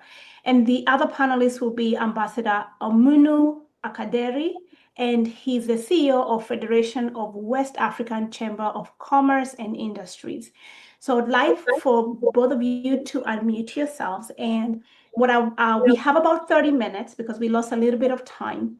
And what I'll be looking for you is spend about two to 3 minutes to introduce yourselves, to tell us about who you are and what you do, and then we can go on into the questions. Let's start with you, Ife. Hi, good day, everyone. It's a pleasure to be here. And thank you to Dr. Olivier and the rest of the team for inviting me to this wonderful session. I am Efe Ukala, founder of Impact Her, an organization that has supported over 200,000 African women entrepreneurs across 54 African countries and 7 Caribbean countries, helping them get access to finance and build scalable businesses. Thank you. Awesome. Thank you, Dr. Ambassador Omunu. Thank you very much, Madam. Good afternoon to everybody. My name is Akadiri Amin. I'm the Executive Director of the Federation of West African Chambers of Commerce. We are about 57, 55-year-old organization. We were set up since 1972 to be the premier voice of private sector in Africa, in West Africa. We do have observer status at ECOWAS Head of State Summit, and in Africa Head of State Summit to bring private sector voice position in all policy that supports regional economic integration. Good afternoon to be with you. Over to you, Madam. Thank you. All right, let's start with you, Ife.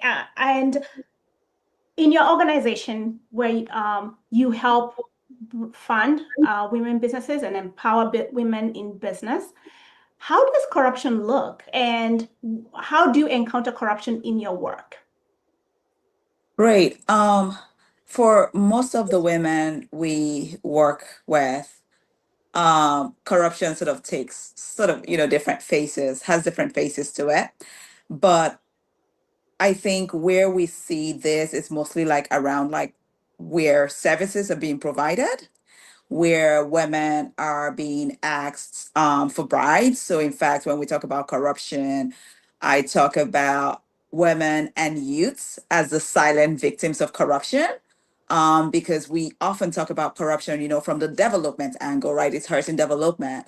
But when we sort of dig deeper and we see how many women and youths are unable to do businesses because they cannot afford to bribe that person who can get them the government contract, or they are unable to pay that pay-to-play fee that the custom officers may be asking for, that becomes a problem. That means that woman or that youth is unable to achieve her true economic potential, as a result, holding the rest of Africa back, right?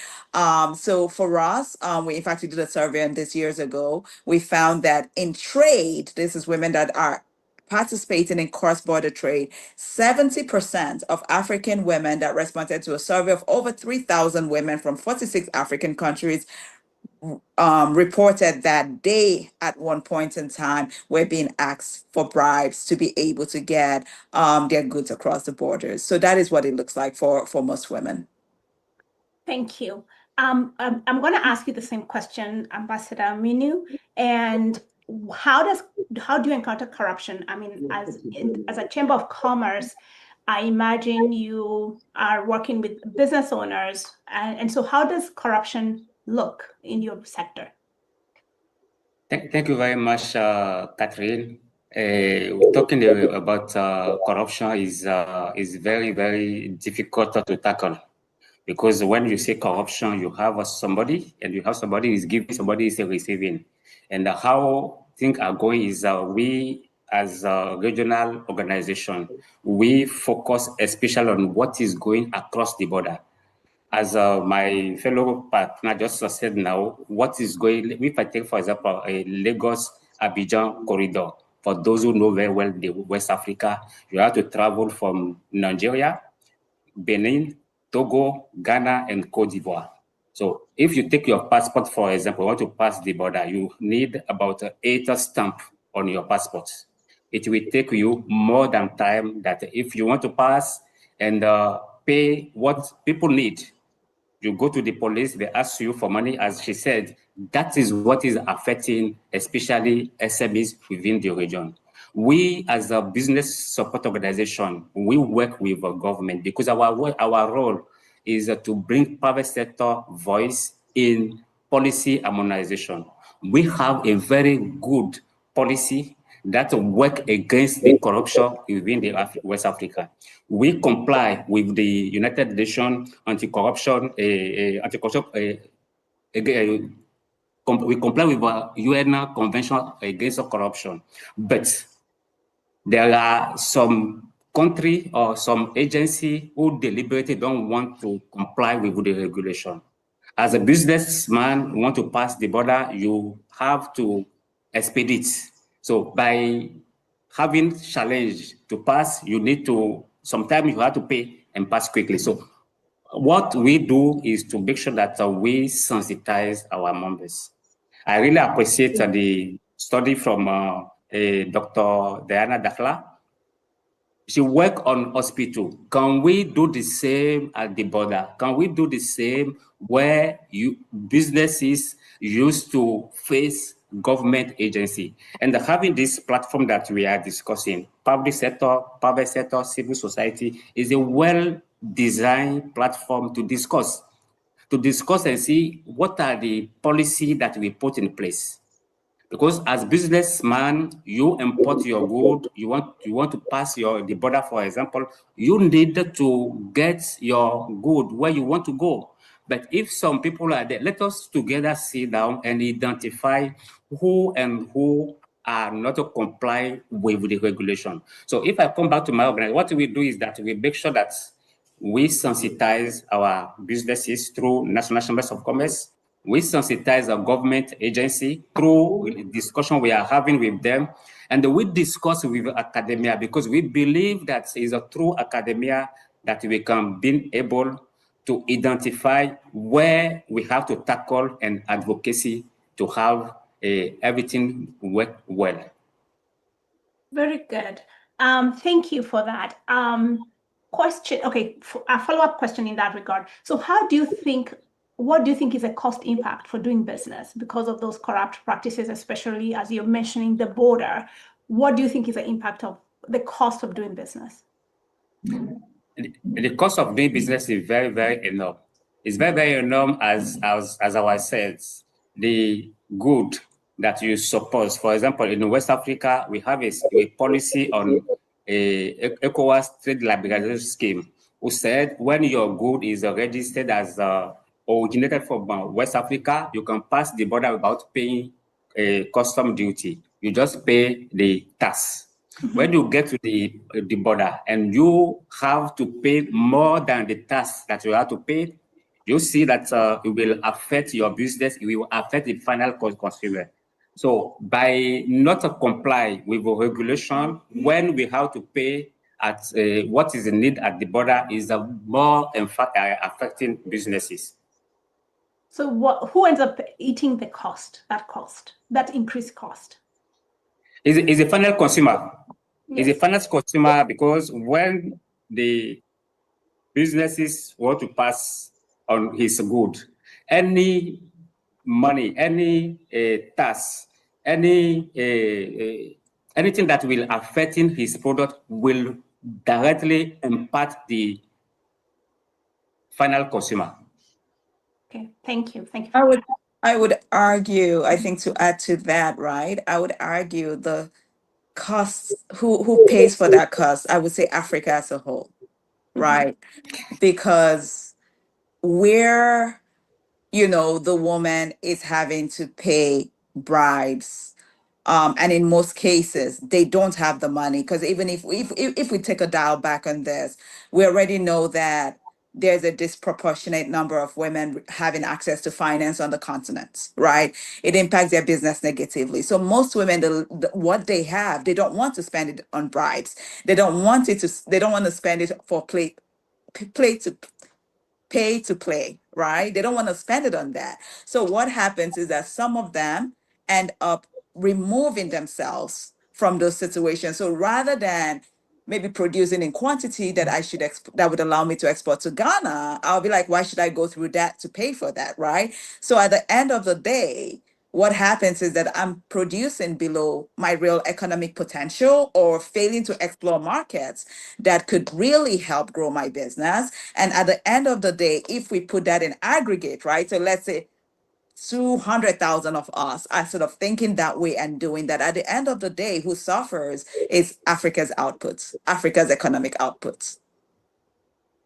Oh, fantastic. Thank you for jumping in. I have actually had a follow-up question. In what levels or in what ways does this corruption in fact impact women businesses? As in, is it in starting a business? Is it in production? Is it in the ability to hire labor?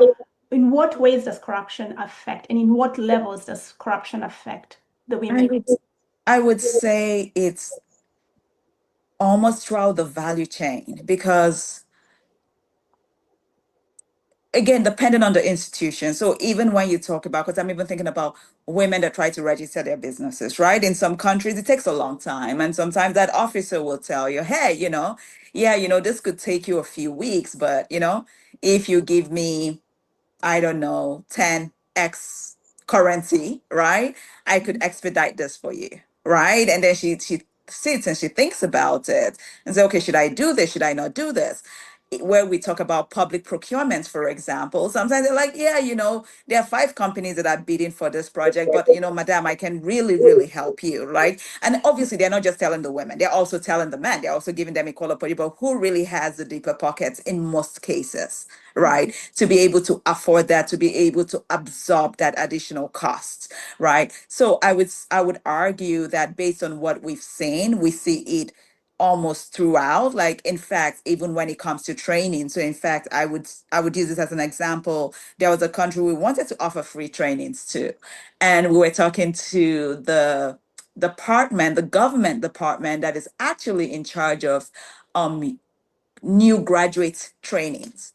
And we approached them, we're having this discussion. They're like, oh, that's great that you're coming to come provide this training at no cost to our recent graduates. That's great. But before we, process this for you, you have to pay us X or Y. You have to, in quote, you have to settle the office. That was the language used, right?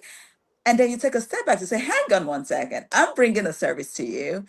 I'm not even charging you for it. And you want me to, in quote, settle everyone in the office before I can proceed, right? So that is the reality for most women and youth, and obviously men in the continent. But the reason why I take the gender approach is because of the fact that we know that a lot of times some of those women and youth are already marginalized and don't have equal access.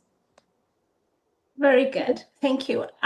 So let's move on to another conversation. We talked about public corruption in the public sector. And obviously, part of what constitutes corruption in the public sector is we end up with unfunded or underfunded infrastructure or poor infrastructure, poor public services, power gaps. And so for the both of you who are in the private sector, how does this impact trickle down to your sector? Let's start with Ambassador Akaderi. Yes, as I was explaining before, the lack of infrastructure affects business. The lack of power affects business. But any lack that affected the business, as me working with a private sector, is the consumer who is fully affected. Because if I have to take my good and the infrastructure is not the one we need to work, I would like to find a way to get where I'm going. So, for example, in West Africa, you want to travel from point A to point B by air. the cost of the tickets is about going to US 2 times and come back. But all that what is affecting the business. You want to establish your infrastructure, for example, in one country in the West. I don't want to nominate a country, but you don't have the energy to work. That one is also affected. Any investor who want to invest in our region, who identify that we have lack of infrastructure, lack of energy. Even in the administration, the service is poor, but all the efforts to invite a governmental agents to comply with what we're supposed to do is not possible. Let me take an example of last 2 weeks ago, we have in Nigeria the West Africa Economic Summit. And one of the head of state, the head of state of the Republic, he came publicly to identify who are the people who are making this possibility for corruption. But how are we going to make sure that we go beyond that? As private sector is available to work, but how can we establish this dialogue between public sector and see what is the impediment to have a good environment for business? All right, fantastic. Then what about Ife? Yeah, so the impact on the private sector is, I would say, for one, market entry. I speak to a lot of investors that say, you know what, like this looks like a good opportunity, but I don't want to come into a country and invest in this, in quote, this private sector business and have issues that come out related to corruption out of it, right? So people become wary of that narrative that they're hearing about the continent or about a certain country.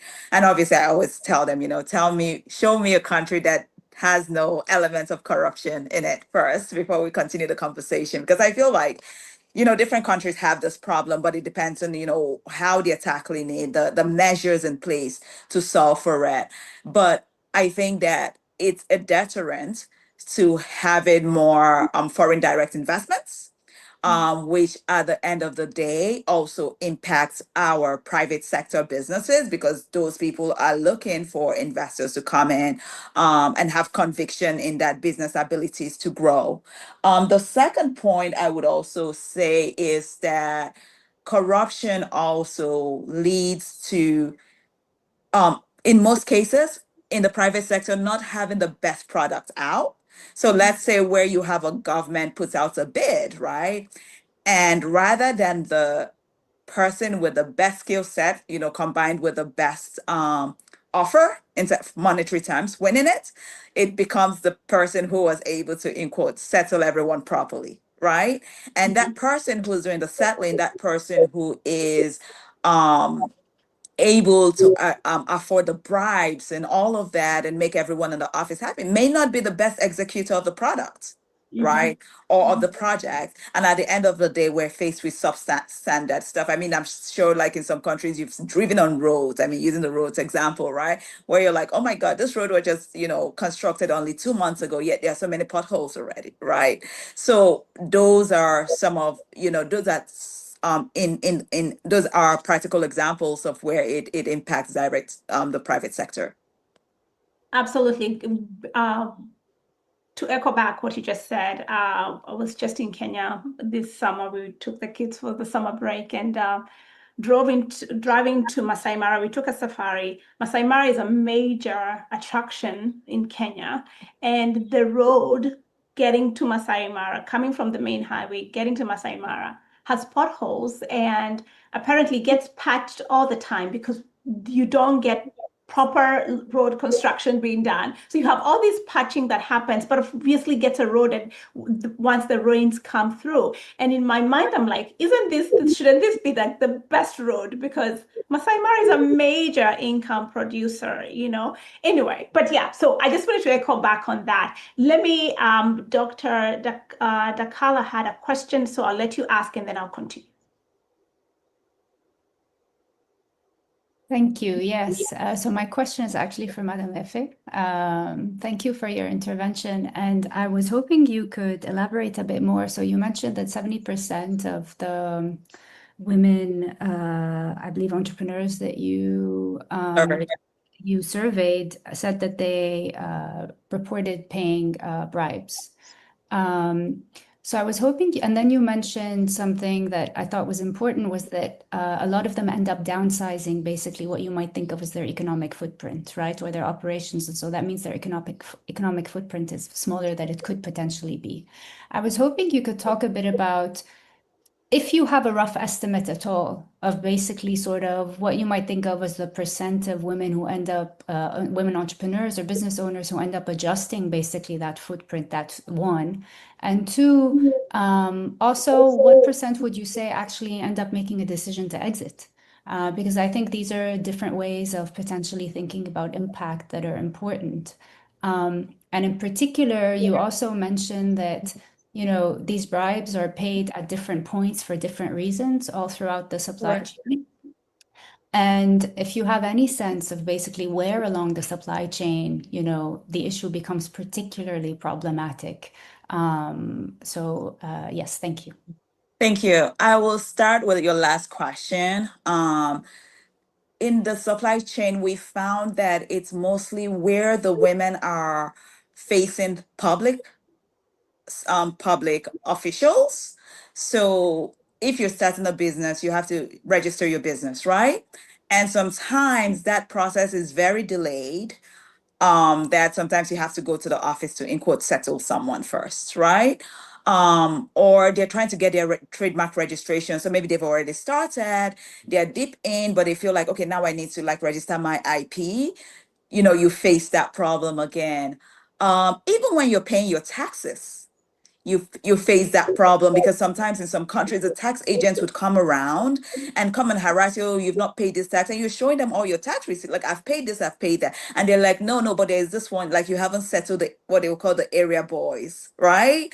Like even in taxation. So we found that with most of those women, they're really facing the issue of the bribes and stuff like that when they're interacting with the public. I think I rarely hear of private to private situations. Not that they don't exist, but those are not as pronounced as private to public. With regards to your other question, how many women or what percentage of women have decided to exit? The survey didn't cover that for us to get a good number, but we got a lot of women talking about that. In fact, the example that I believe Dr. Kabiri, I hope I pronounced his name right, Kadiri mentioned, it hits home. There's a woman, for example, who was trying to export under the AFCTA regime. It's very well known that within a certain corridor, she doesn't have to pay anything. And actually, she exported and custom officers seized the goods and said, unless it's paid before her customer in that country would receive it.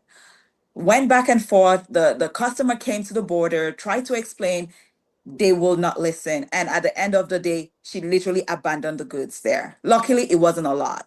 And as a result of that, part of her business plan was to export. And she said, I'm not going to do it. If I can't produce enough if I cannot produce to serve my country, I'm not going to go through that pain. So that is a typical example of where like a real, and she's doing amazingly well, where she made the conscious decision to exit rather than continue because she just felt like it was a lot and the cost was too much in her business. And I think your last question is adjusting. What percentage is adjusting? We also didn't like ask, so have you paid the price?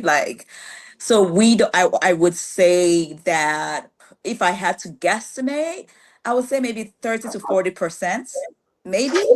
And that's a very rough estimate. May feel like, okay, I have to adjust. And those 30 to 40% would come from those that are like desperate to ensure that their businesses are registered, desperate to ensure that they protect their businesses, their trademark, desperate to ensure that their businesses are not shut down because the tax official who wants something hasn't gotten it, right? So it becomes a critical, like if it's a critical aspect of your business, you're almost forced to do it.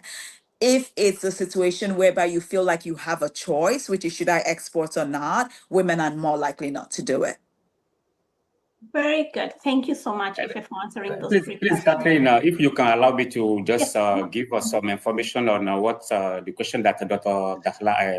Jana just asked is that, you know, the consequence of corruption is the informal sector. I'm living at the border. I grow at the border between Nigeria and Benin. And most of companies that are having challenge to face the normal way of paying tax, everything, just to go to informal sector. When you go to the informal sector, you want to pass the border, you have to buy people to pass the border. So the most of the company who are having challenge by complying to the regulation go immediately to the informal sector. But we don't have data to tell this is the percentage of informal sector that we have. So that is where we have to look at it and make sure that at the border, everybody comply with the existing policy. Over to you, please. And sorry to add, that 70%, and thank you, doctor, for raising that point. That 70% actually included both formal and informal, because we actually went to the borders we were at the Seme border, we're at the Niger border, we went to the different borders to survey women as well. Very good. That was pretty engaging conversation. Professor Chris Yankee has a question, and then we're going to be wrapping this section up. Go ahead. Thank you. Something for both of our private sector panelists, I'd be interested in hearing your thoughts. Certainly, when we have these interactions, especially around private sector business owners who need a permit, we need to cross a border, right? We need something. In a situation like that, there is almost immediately a power differential between the business operator and the official who controls access to what they need, whether that be the permit or a passport stamp or whatever it may be. So we're dealing with a power differential. And it's not a fair fight, because you've got a single business owner as a single private individual up against a bureaucrat or an administrator that controls some resource.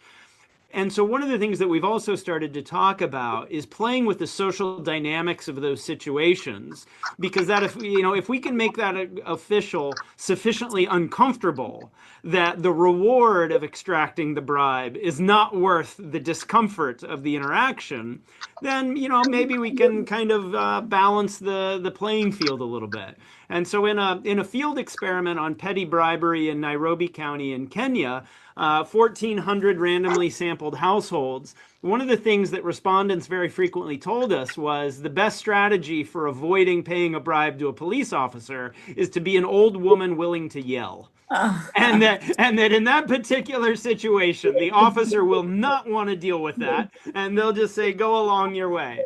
And so in that spirit, I know you hear from a lot of business owners that do have a lot of problems, but are you anecdotally hearing anything, from women business owners or from others, right, that give you some suggestion maybe around situational attributes that help them avoid these kinds of problems? Kathleen, before there is housekeeping here. There's question on the Q&A from Rosemary. She said, please, can you place your questions the Q&A box? Yeah, I don't think that, because I think from our survey results, the issue was a bit complex because, I know this problem is very complex, but the women responding, it was layered. They felt that sometimes there were cultural or tribal related issues. So let's say a woman who meets an officer who speaks her language may ask for, bribe. Hey, settle me, or, what do you have for me today, right? And if that person is from an area she's from, or they speak the same language, she could be able to speak to that person. It doesn't mean it goes away, but hey, you know, you're my brother, you're my sister, whatever it is, and be able to somewhat negotiate with the person. But women literally reported more hostility when the custom officials they were speaking with didn't speak their language, or where those tribes or where the person is from maybe doesn't get along with where they're from. So it increased hostility towards them. So that was something interesting we saw in the survey. I don't, what? Oh, I thought someone was speaking. Yeah, so that is something that jumps out at me. I don't think I saw, you know, a solution or people recommend, like, you know, if you did this, it would work. Or if you did that, I think maybe friendliness helps. Sometimes being respectful, like super respectful, where the woman is almost saying, you know, yes, I understand you. So, okay, this is all I have, or she tells a sad story. But I don't think I saw a theme across the board in the results. Yes, yes. Let me give some information about it. You know, when we talk about corruption, is between, well, what is said in French, le corrupteur et le corrompu. Somebody who is giving, somebody is receiving, and mostly it's between a public sector and private sector. No businessman will come before you and tell you that this is what affected me when I was doing my business. But we can say it because we are a business support organization representing private sector to be their voice. So you will never see SMEs, a big company telling you what, because anytime, if you die, you tell that this was harassing me on this, your business are immediately affected. That is the challenge. So I think that we need to encourage partnership and collaboration. Partnership and collaboration, because if we didn't tackle it from there, nothing will work. Nobody will come and say, this man or this agency asking me. What do you think? You speak about infrastructure. When I am want to get the award the contracts to build infrastructure, look at the amount that the business will pay before he get the contract for the work that he's supposed to do. That's why I keep on saying it's not a businessman who is affected by the fact of corruption, but is the last consumer who is affected. Over to you, please.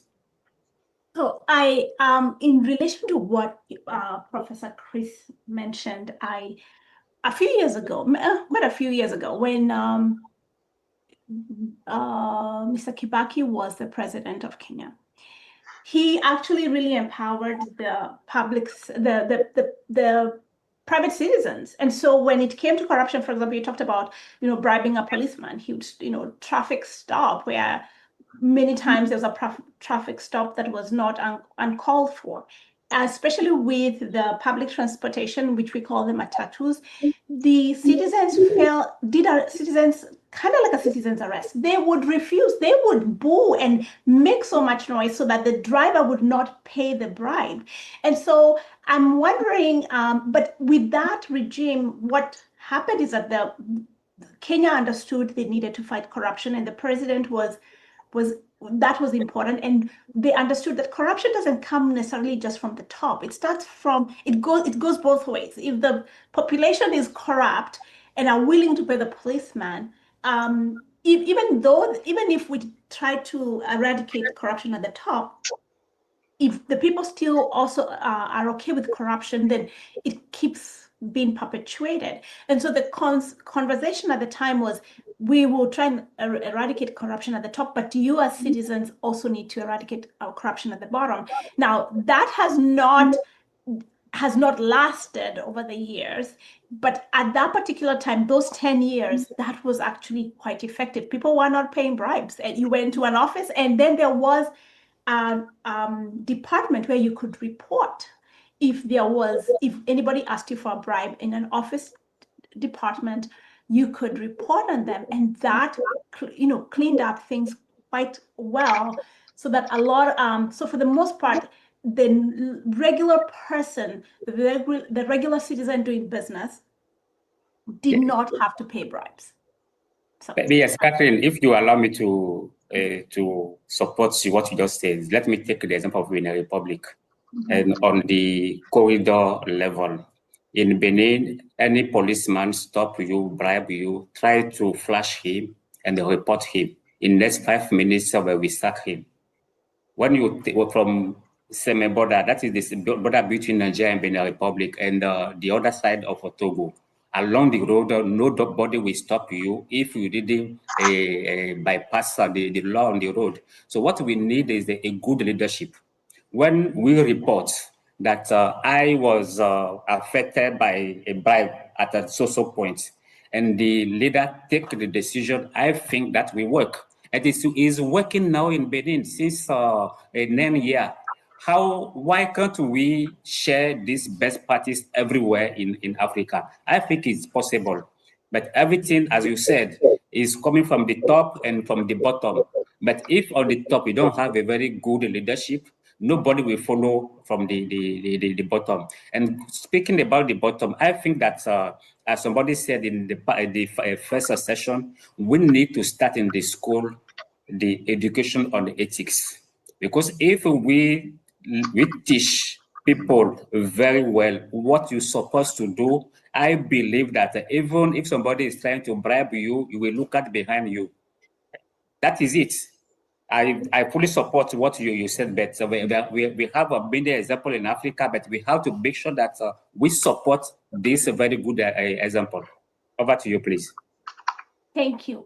We are going to wrap up this section. I know there are some questions, but we have run out of time. So I would like to give you Ife and Ambassador Akaderi 1 minute to give you a parting shot, and then we'll move it along.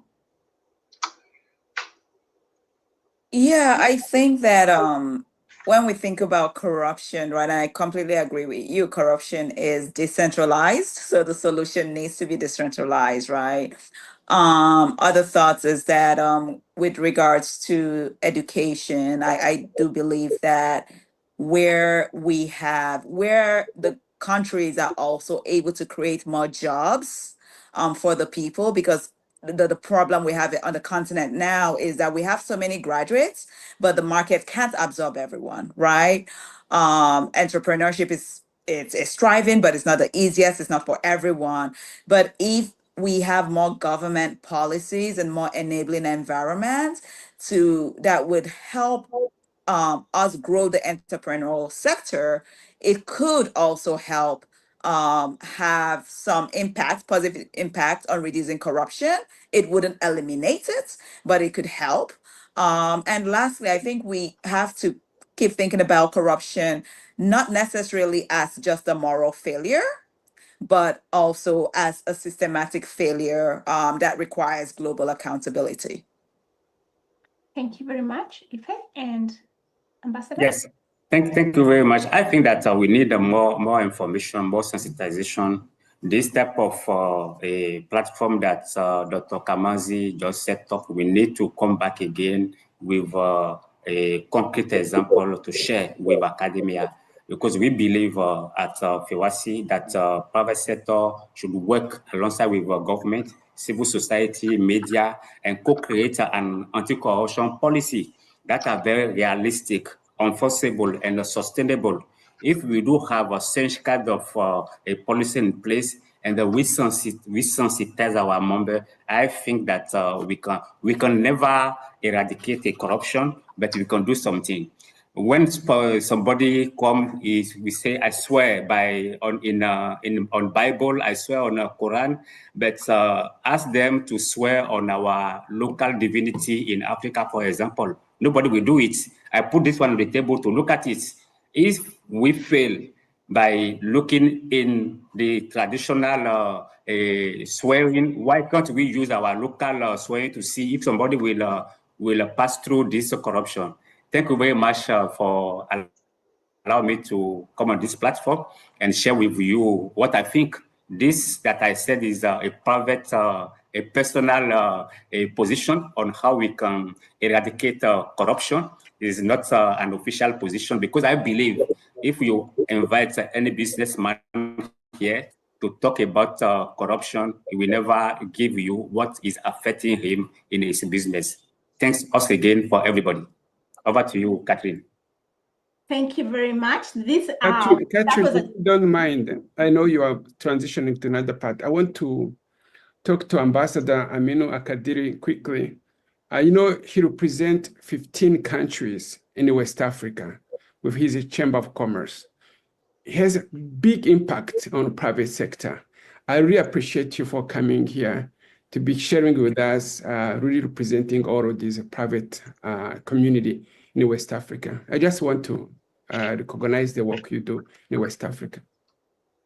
Thank you very much, Dr. Kamanzi. I send back to you that recognition. And I want to remind people that your Chambers of Commerce and FEWASI, we are in partnership. I think we can leverage on that partnership to work with the academia that we have here. I recognize Dr. Diana Daklala study. We can use it with FA. FA, we are working together on the Africa Union business platform. We can use it and take what are we affecting across the border. And that will be a platform, or that will be an advocacy paper that together we can use and invite anybody that want to support how we can eradicate or how we can start working against corruption. We can use it. Thank you very much once again, Dr. Kamanzi. Yeah, you're welcome. Thank you so much. This MOU we have what enables U.S. businesses who want to do business in West Africa. Do we have a reciprocal membership? You can go start your business in West Africa when you are a U.S. company, and then have the chamber supporting your business as your equal member to West Africa. Just how this partnership is very, very strong. Thank you again, Ambassador. We appreciate you. You're welcome. Fantastic. That was a robust conversation about private sector impact. So I'm going to turn this back over to Patrick Nigulu, who will look into the civic society perspective. And then at the end, go ahead and invite Dr. Kamanzi to do the vote of thanks, as well as the closing remarks by Dr. Chris Yankee. All right. Thank you. Thank you, Kathleen, again for giving me this an opportunity to moderate this. I think it's the last session. Let me welcome, where she is? Again, Dr. Mariana Camara. Did I pronounce this right? And Mariana Camara. Yes, ma'am. And Freddie Oladinde. Let me start it with Mariana, Dr. Mariana. Welcome. Thank you. It's a great pleasure to be here. I want to appreciate this initiative and thank Professor Chris Yankee, but also the Africa Global Chamber of Commerce, because I think it's an important conversation, and I'm here as someone from civil society in the sense that I'm from the academy at the University of Cape Town, the Nelson Mandela School of Public Governance. But I also come from civil society, where I was involved in many initiatives to support anti-corruption efforts in a range of ways. So thank you for the opportunity. Freddie Oladinde. Thank you. Thank you very much, Patrick. And first, let me express our deep appreciation to Dr. Oliver Kamanzi, Professor Yankee, and of course, yourself, Dr. Patrick Ngula, and the entire organizing committee for convening this timely roundtable. I am Fred Oladinde, serve as the president of the Foundation for Democracy in Africa, a nonprofit organization based in Washington, D.C., which I co-founded in 1994 with a vision to promote participatory democracy, economic freedom, and sustainable development throughout Africa. It is an honor to join this distinguished group of leaders, experts, and scholars committed to forging an effective anti-corruption agenda across Africa and the West. I am also proud to lead the AGOA Civil Society Organization Network, a coalition of over 300 NGOs and private sector stakeholders across more than 30 African countries and the United States. Our work focuses on harnessing trade, not only as a means of economic exchange, but as a platform for dignity, inclusion, and human rights. And I am very delighted to be here. I look forward to sharing with you and learning from you on how different programs could assist in addressing the issues on the table today. Thank you. You're welcome. Let me start these conversations with Dr. Marianne. This is with respect to the civil society and citizen engagement.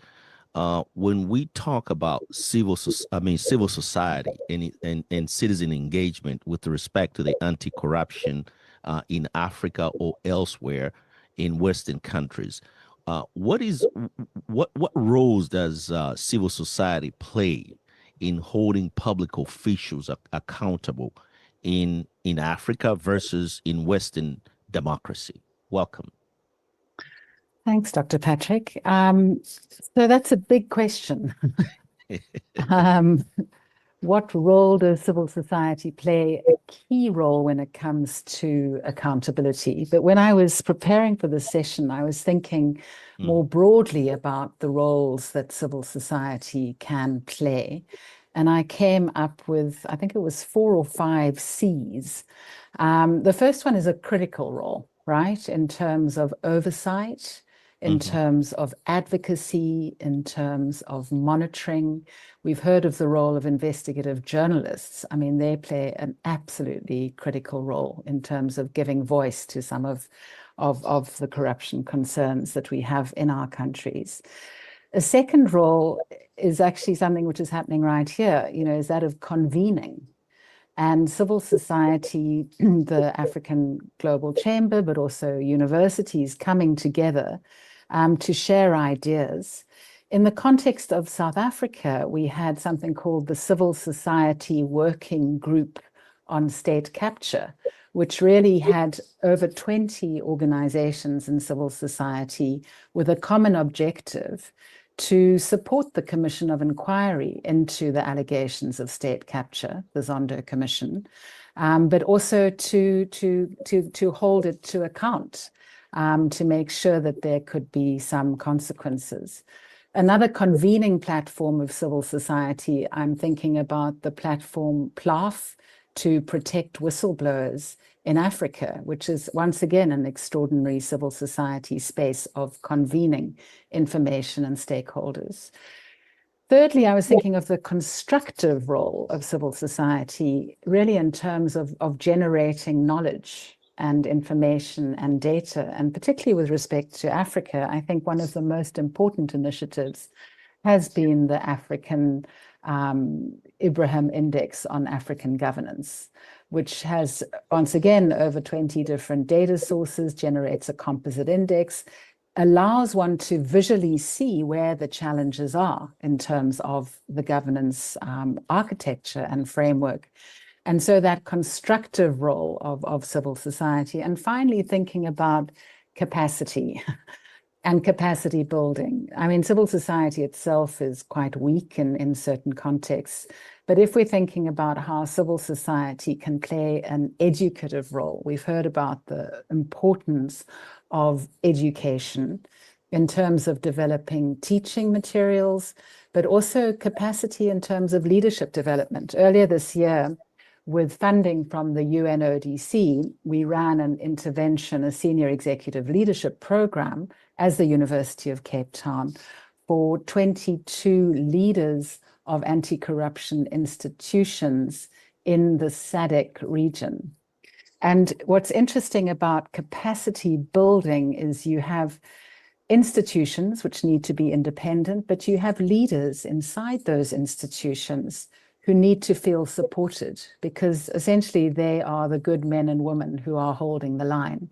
And so I think there are many roles that civil society can play, and I can talk a little bit more about some of the whistleblowing stuff later, but critical role, convening, constructive capacity, and also creative. I think there's space for being entrepreneurial as civil society, using technology, the latest technologies to really support the fight against corruption. So, Fred, now, thank you very much, Dr. Mariana. Let me ask the same question to Fred. What role does the civil society play in holding public officials accountable in Africa versus in Western democracies? I think you need to unmute your mic. Fred, unmute your mic. You're speaking behind the. Would you please? Yeah, there you go. Thank you. Thank you very much, Patrick. I think the role of civil society in the West or in Africa, I think must be universal. Of course, the scale up and the scale down, we have to adjust to ensure that we adapt to the level of institutional framework that's on the ground. And I think our role, the role of civil society, is not just about detecting corruption, but about disrupting its machinery. It's about restoring public trust, reforming procurement practices, and also creating a common standard of ethical leadership that would allow citizens' trust to be on the utmost. And most of our way of adjusting or ensuring that there are rights at every level is to ensure that we focus on those institutions, particularly the institutions that the constitution in each country has in place to ensure that citizens' trust are at the maximum. Let me give you let me give you an example of what I am talking about. You know, I believe, and the Foundation for Democracy in Africa believe that anti-corruption and human rights are not they're not separate struggles. They are interconnected. And the ability to ensure that we utilize those guaranteed rights to ensure that corruption is very clearly put in perspective will allow citizens to feel secure in seeing how they could address their grievances to the right institutions. So, yes, here in the United States, where I live, uh, we may look at local government where we use legislative framework, the city council, or we could use the different operative legislative framework to be able to address police abuse, human rights abuses. Now, in countries, some which we have worked in, and we work on elections, let's give, for example, in Cote d'Ivoire, or if we're looking at a country like Nigeria, we may have to reduce our approach to working through political parties to give us the leverage that allows us to be able to be effective in trying to address the corrupt practices of some of the uh, uh, uh, uh, persons, because now we're looking at personal level and we're not able to use the institutional framework to address that. But I see and I believe very strongly that the role of civil society is to empower citizens to ensure that rights are properly and securely provided as per the Constitution, and that corruption should not stand in the way of people being able to have those rights. Thank you. Thank you, Mr. Fred. Let me ask this question to Dr. Marianne again. This is with respect to we are living in information age now as we speak.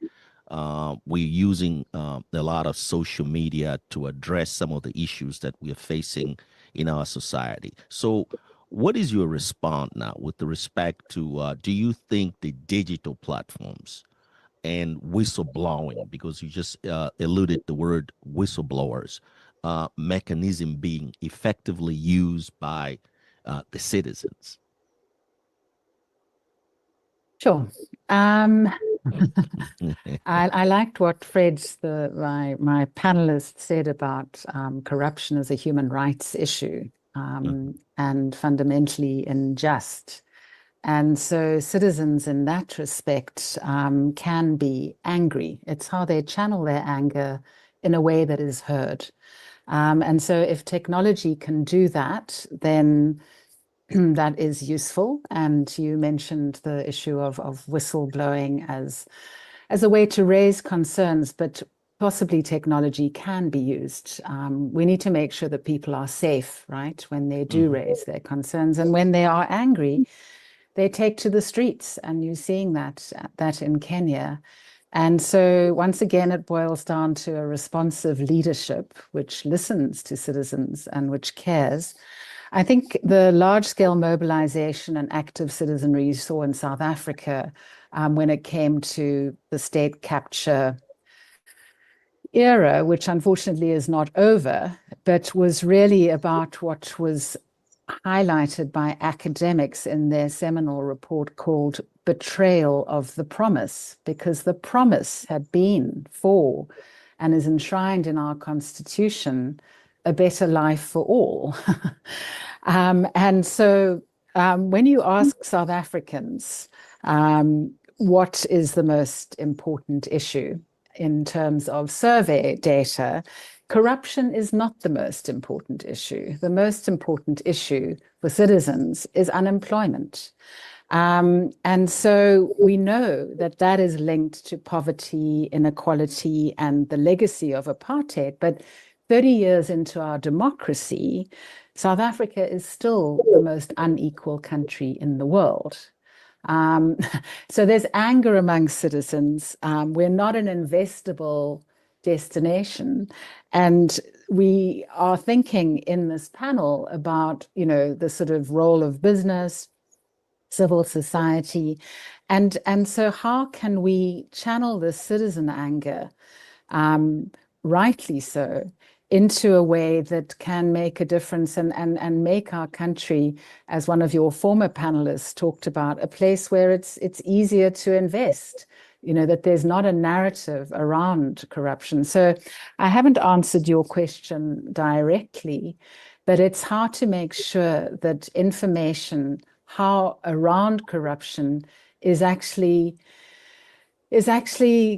acted on by those who are in a position to act, whether it's inside organizations, inside the public sector, inside civil society itself.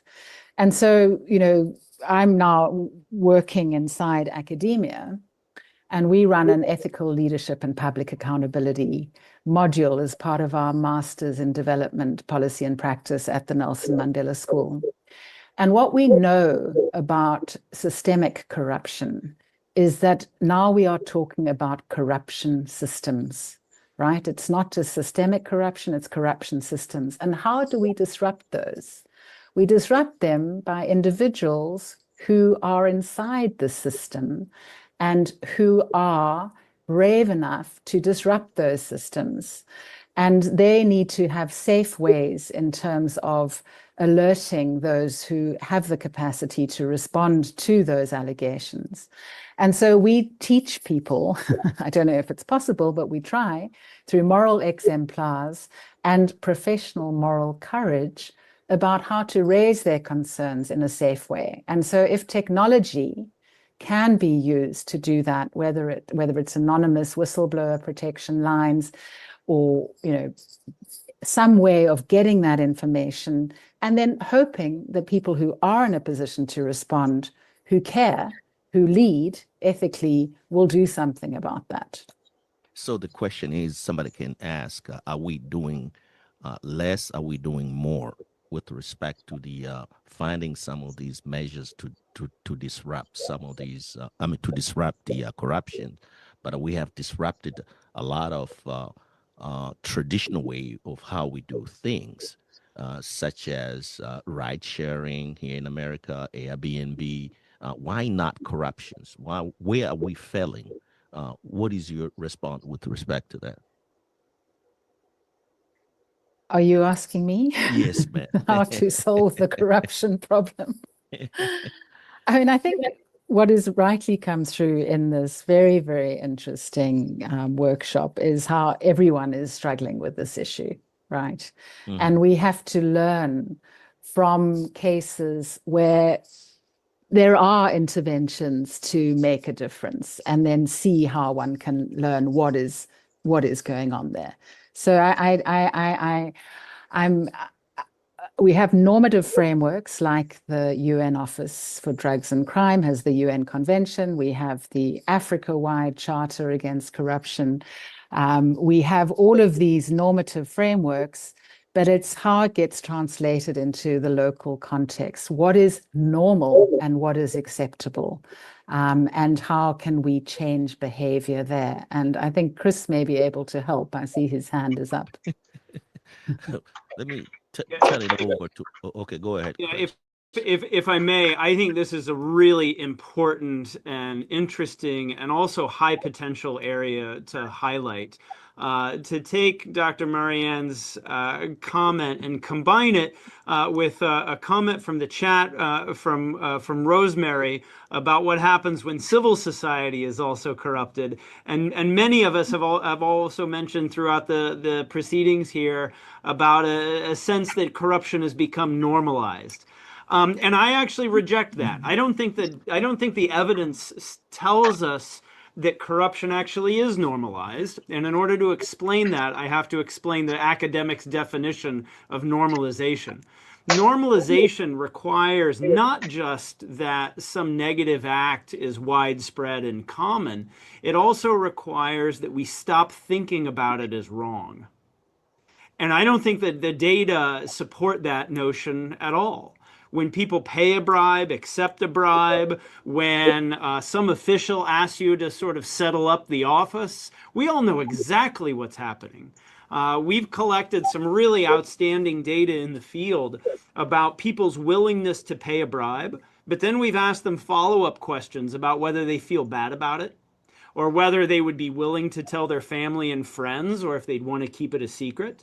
And the overwhelming response is, yes, I'm going to pay this bribe, but no, I'm not going to tell anybody. I'm going to keep it to myself. And so I think that most of us feel an ethical burden, an emotional, psychological burden when we do participate in this sort of thing. And so to tie Dr. Marianne's comments all the way back to Dr. Diana's, I think a lot of us do want to act ethically. We just need a system or an infrastructure that can support us in doing that. I think people want to blow the whistle, but they need to make sure that they're protected afterwards. And so given I know we're into the last 10 minutes, but we actually have a tremendous amount of enabling social and psychological infrastructure that still exists in this fight against corruption. We have not lost the battle so that corruption is normal and that we've stopped thinking of it as wrong, right? There's still a broad recognition of the damage done, and people want to do something differently. which is why, sort of anti-corruption and ethics training, right, to normalize anti-corruption, and as Mariana said it previously, to humanize anti-corruption, to give us examples and role models of people who do the right thing, to give them systems that protect them when they want to do the right thing. This can be part of our concrete movement forward. We have the 800 numbers and the anonymous reporting lines. Some of this is, right, we can build on these things. So to me, that's a real positive and a part of the enabling fight against corruption we have now. Well, thank you, Professor Chris Yenkin. Let me ask this question now to Fred. This is with respect to the social norms and corruption. So, what is your response now? How do social norms around corruption differ between Western and African society? And how do these norms affect reform's outcome? In my earlier introduction, I came up with institutional framework that would enforce. Can you speak up a little bit? In my earlier introduction, I talked about the need to strengthen institutions that can enforce and also ensure that the abuses of corruption, the effect of corruption, that we have institutions that can, when a whistleblower goes out and make a complaint, or if there is an abuse in the procurement process that affects another business, that there are institutions that we can go to and we will do the right thing by ensuring that there is enforcement. What I believe is very important, particularly in Africa, is the investment in those institutions, unlike here in the United States. Because even when you use the social media to bring out corrupt practices, and those that have been responsible for the corruption still are out there doing more, and there is no way of bringing them to face the ramification of what they have done. Then we kind of strengthen others who now would want to repeat the negative behavior because there is no institutional accountability. And investment in those institutions are critical.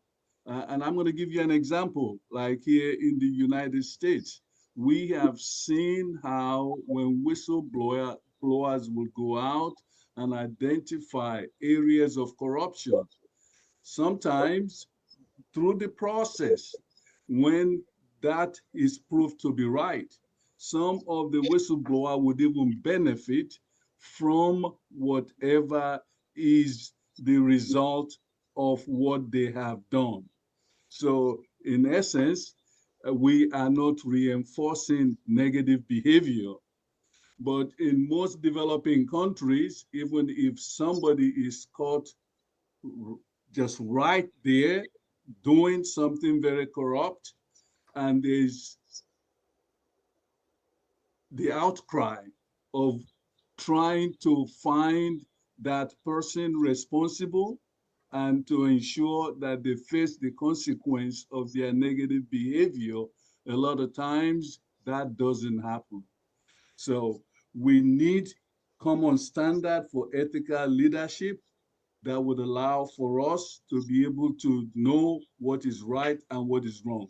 But we also need institutions that will make sure that if I or yourself will do things we shouldn't do, that there's a ramification for it.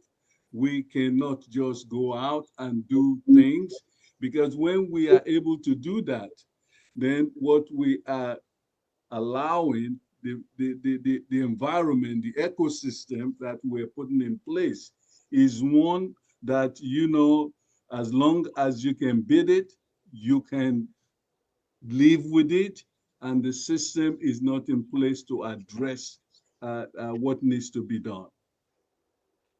Thank you, Mr. Fred. Let me, I'm going to give you like a minute or 2 minutes to respond to this last question with respect to the comparative also in cross-regional learning. Dr. Marianne, you're in South Africa. So tell us, what is your response now? What can African governments, particularly the South African government, learn from Nordic countries in reducing corruption? And then the same question to Fred. Let me start with Dr. Marianne. I want to turn that around. I think the rest of the world can learn from us because not only have we become the state capture capital of the world, we're also creating institutions and systems which can address our unique problems. I'm listening at the moment to a very interesting set of podcasts on the Kickback podcast, which is the global anti-corruption podcast. And they have a series on corruption in liberal democracies. And if you want to learn all about it, what's happening in Australia, what's happening in the UK, and what's happening in America, there are no exceptions. But I think in terms of our unique context, we have to develop strategies which address the direct problems which we have, which in some ways are unique, in some ways they aren't. And I think if we can frame the issue of addressing corruption as that of addressing injustice, I think that'll land easier. I think there's some very interesting initiatives around, you know, public shaming as a way to stop corrupt behavior. But if there is no shame, I think education in terms of what is ethical behavior, starting at a very young age, is probably going to give us something more hopeful to work with. But thank you. Thank you. Fred? You know, I think anti-corruption does not start with laws. It starts with citizens. Let us resource institutions that train activists, journalists, women's group, and local entrepreneurs to lead from below. That's going to be very important. And we should also work in terms of stopping corruption from hiding behind national borders through regional approaches that would ensure that we have standard procurements, processes, and that we have open contracting platforms and civil society-led observatories. And last but not the least, I also strongly think we should embed ethics in economic policy. That's going to be very important, whether through some of what we're doing here in the United States, using framework like the African Growth and Opportunity Act, and as we work now on the Continental Free Trade Area or other domestic growth strategies. Let us ensure that trade and investment policies have built-in accountability framework, not just profit margins. I think these are going to be very helpful in terms of building the institutions that would allow for us to really address corruption adequately. Thank you, the speakers, for taking your time and giving us a well articulated, I can say, answers with respect to all of those questions. Let me hand it over to Kathleen Franklin. Oh, thank you very much. That was quite an engaging conversation. And we have now come to the end of our conversation, of our roundtable session. We actually have done pretty well on time. It's actually 12:01, so it's time to wrap this up. So I am going to pass this on to Dr. Olivia Kamanzi to give a closing remarks, and then he'll invite Professor Chris as well. Thank you.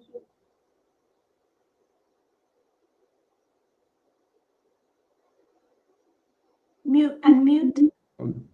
Thank you so much for both co-moderators, and then you combining MC and the co-moderators, Catherine, Franklin. Thank you so much for the powerful work well done, and Professor Patrick Nigula. So thank you so much, you both. You led us into this conversation, digging deep for amazing, powerful questions to our panelists. Thank you so much.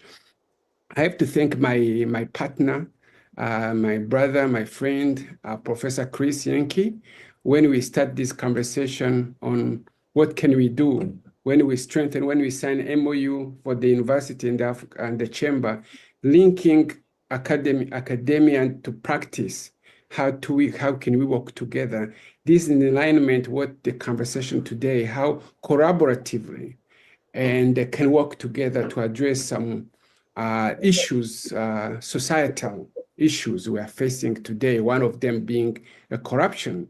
We approaching in a way, not the problem as such, also coming of some strategic ways to come up with anti-corruption strategies, solutions, so on and so forth. I will also have to thank our Professor Chris, opening remarks. You gave us really the essence of why are we here today, what we're supposed to be making people to understand why are we here. Give our opening very strong, powerful remarks. Thank you so much for this partnership, opening up your doors at university. We are really grateful for this collaboration also. You being an expert on corruption, you travel to South Africa, to Kenya, the work you have done, and I hope at the conclusion we will come up with something which people can emulate, use in the future. Thank you so much. Also, I have to thank our keynote speaker, Honorable Dr. Akwasi Opong Fusu, for your wonderful opening remarks. And what I retained was in your conclusion when you said, I quote what you said, corruption is not a destiny. It is a decision, repeated, tolerated, and reinforced.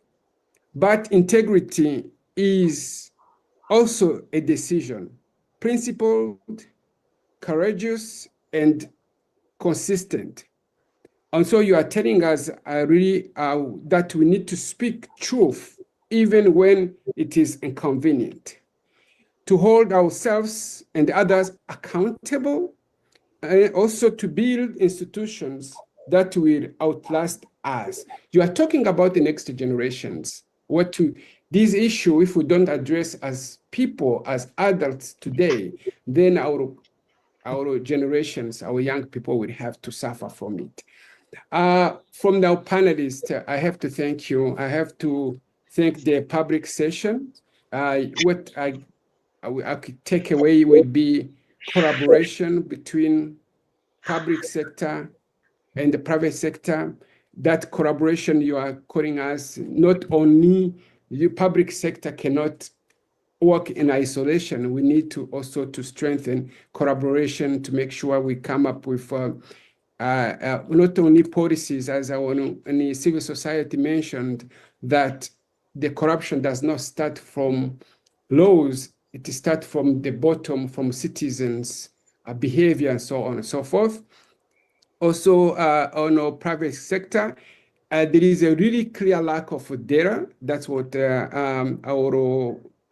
Tony Efe Okara mentioned about the lack of data. That's what I got from you. You did the survey, you did all of this. There has to be more work to be done in terms of collecting data, more work to be done, especially on the African side. Also, thank you for the ambassador Aminu Akadiri for stressing in a way we need to really focus on those people who are suffering crossing the borders, like Benin to Nigeria or Togo to Nigeria. What can we do beyond what these people, business people are doing, and to make sure we hold ourselves accountable? And also talking about the global accountability, more sensitization of between public, private sector, civil society, in the media, and so on. How, when we come up with those policies, we engage everybody into that conversation. So the role of civil society, as you mentioned, you said like corruption is a human rights issue. That's I get from you. Leadership should listen to people, right? And also, how can we channel the citizens into the areas where they can invest? How do we attract investments? How we can tackle this systemic corruption? So, Dr. Mariana, you mentioned about systemic corruption, and you talk about the corruption is not really systemic corruption, being now a corruption of systems, right? If I understood you very well, how people can raise their concerns in a safe way, environment. So how can we change our behavior, right? We need to change our behavior.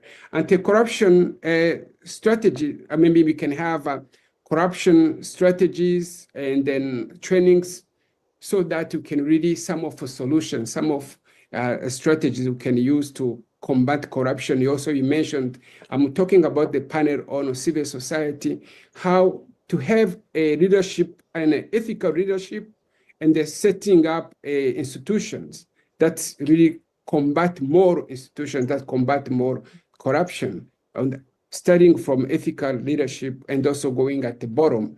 And then I will conclude on this, what you said, Fred. You are saying that corruption, we should not, even you have a base laws, even you have a base institutions, but you still have to address the bottom, people who are being affected every day. If they are sensitized, if they are included, lack of inclusion is also an issue we have to address. As you mentioned, that this corruption is human rights issues. If our living standards are compromised, then the whole system will be compromised. So once again, I have to thank everybody.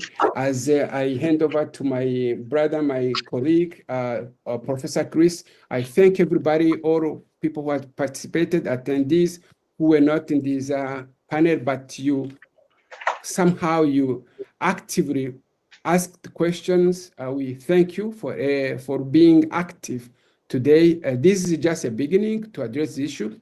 We're gonna do our best to continue this conversation as we move forward. I think in your closing remarks, maybe you tackle some of things I may not have talked about it. Thank you so much. Thank you, everyone, for a really outstanding few hours together. If my first role in this event was to kind of set the stage and the big picture, then I think my last contribution is to suggest a precise way to try to move forward.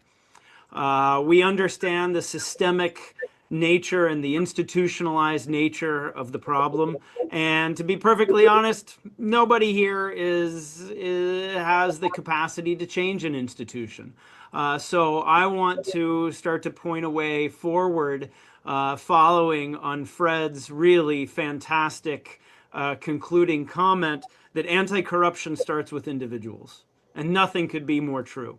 Right? The pathway to changing an institution occasionally is from the top down, if you can, really coordinate a legislative and executive together, but that's a very difficult thing to do.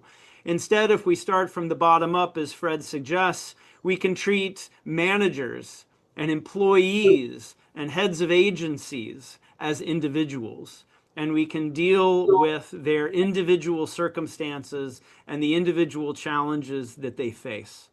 And when we approach the problem from this perspective, the situation doesn't look nearly as grim. Ambassador Akadiri tells us that private businesses are not going to want to talk about the corruption that they are forced to participate in. Nothing could be more true. Absolutely. Psychology has a lot of tools to deal with the stigmatization of negative events, to help people recognize the value of coming forward and open discussion, even when the behavior that they're forced into or participating in is highly stigmatized. We have strategies for that. How do we help whistleblowers stay safe? How do we provide the enabling environment where people who have not lost their ethical way, right, who want to do the right thing, as Diana started with a couple hours ago, how do we provide that enabling infrastructure, that enabling environment for them? These are not amorphous issues in a foggy institutional environment. These are things that we can deal with on a Tuesday on the ground inside real organizations. To tie this together, Mariana a little while ago had a really wonderful insight that I think needs to be reemphasized, that despite everyone's recognition of how much of a problem corruption is, it rarely makes the top of the list of things that people actually want to solve for. People need jobs, they need health care, they need reasonable infrastructure. Right? And so everyone, hates corruption, but I've got other fires that are burning. From a manager's perspective, they hate corruption and it's bad for their business. But what I really have to do today is get my goods across the border. And I have to go on with the daily business of my operation. Okay? And so this is where I think in a very practical way, we can bring in the partnership with academics. Because we understand, or have a better understanding, social science has a better understanding of the nature of these challenges and the potential solutions for them, and academics also have the time on their hands to deal with it. When you have to move your goods across the border, right? When you have to get a permit, right? You don't have time to deal with these things, and so it becomes a regrettable part of your operations. Okay, but there are a large network of social scientists out there that are specialists on these issues, and we do have time. And this is our job to think through these things. And so what I'll leave us with is a call for concrete next steps where we leverage the incredible network of organizations that is represented in our panel today through various chambers of commerce, through and related organizations, whether they're private or public sector, whatever it may be. Let's start to make these concrete introductions, and let's start to have concrete, clear conversations about what a different type of consultancy can bring to your organization. Because when we do that, I think we have a lot of tools and a lot of opportunities to really make a bottom-up difference in what can often feel like an overwhelming challenge. So with that, thank you again so much to our outstanding panelists. Thank you so much to my partner in crime here, Dr. Kamanzi and the Africa Global Chamber of Commerce. It's wonderful to have this first formal offering now in the bag. And thank you, not last but certainly not least, to our fantastic attendees who spent their time with us today and contributed so many useful and informative comments and questions. So with that, we look forward to the next iteration, and we wish you the best for the rest of your day or your evening. Thank you. Let's go!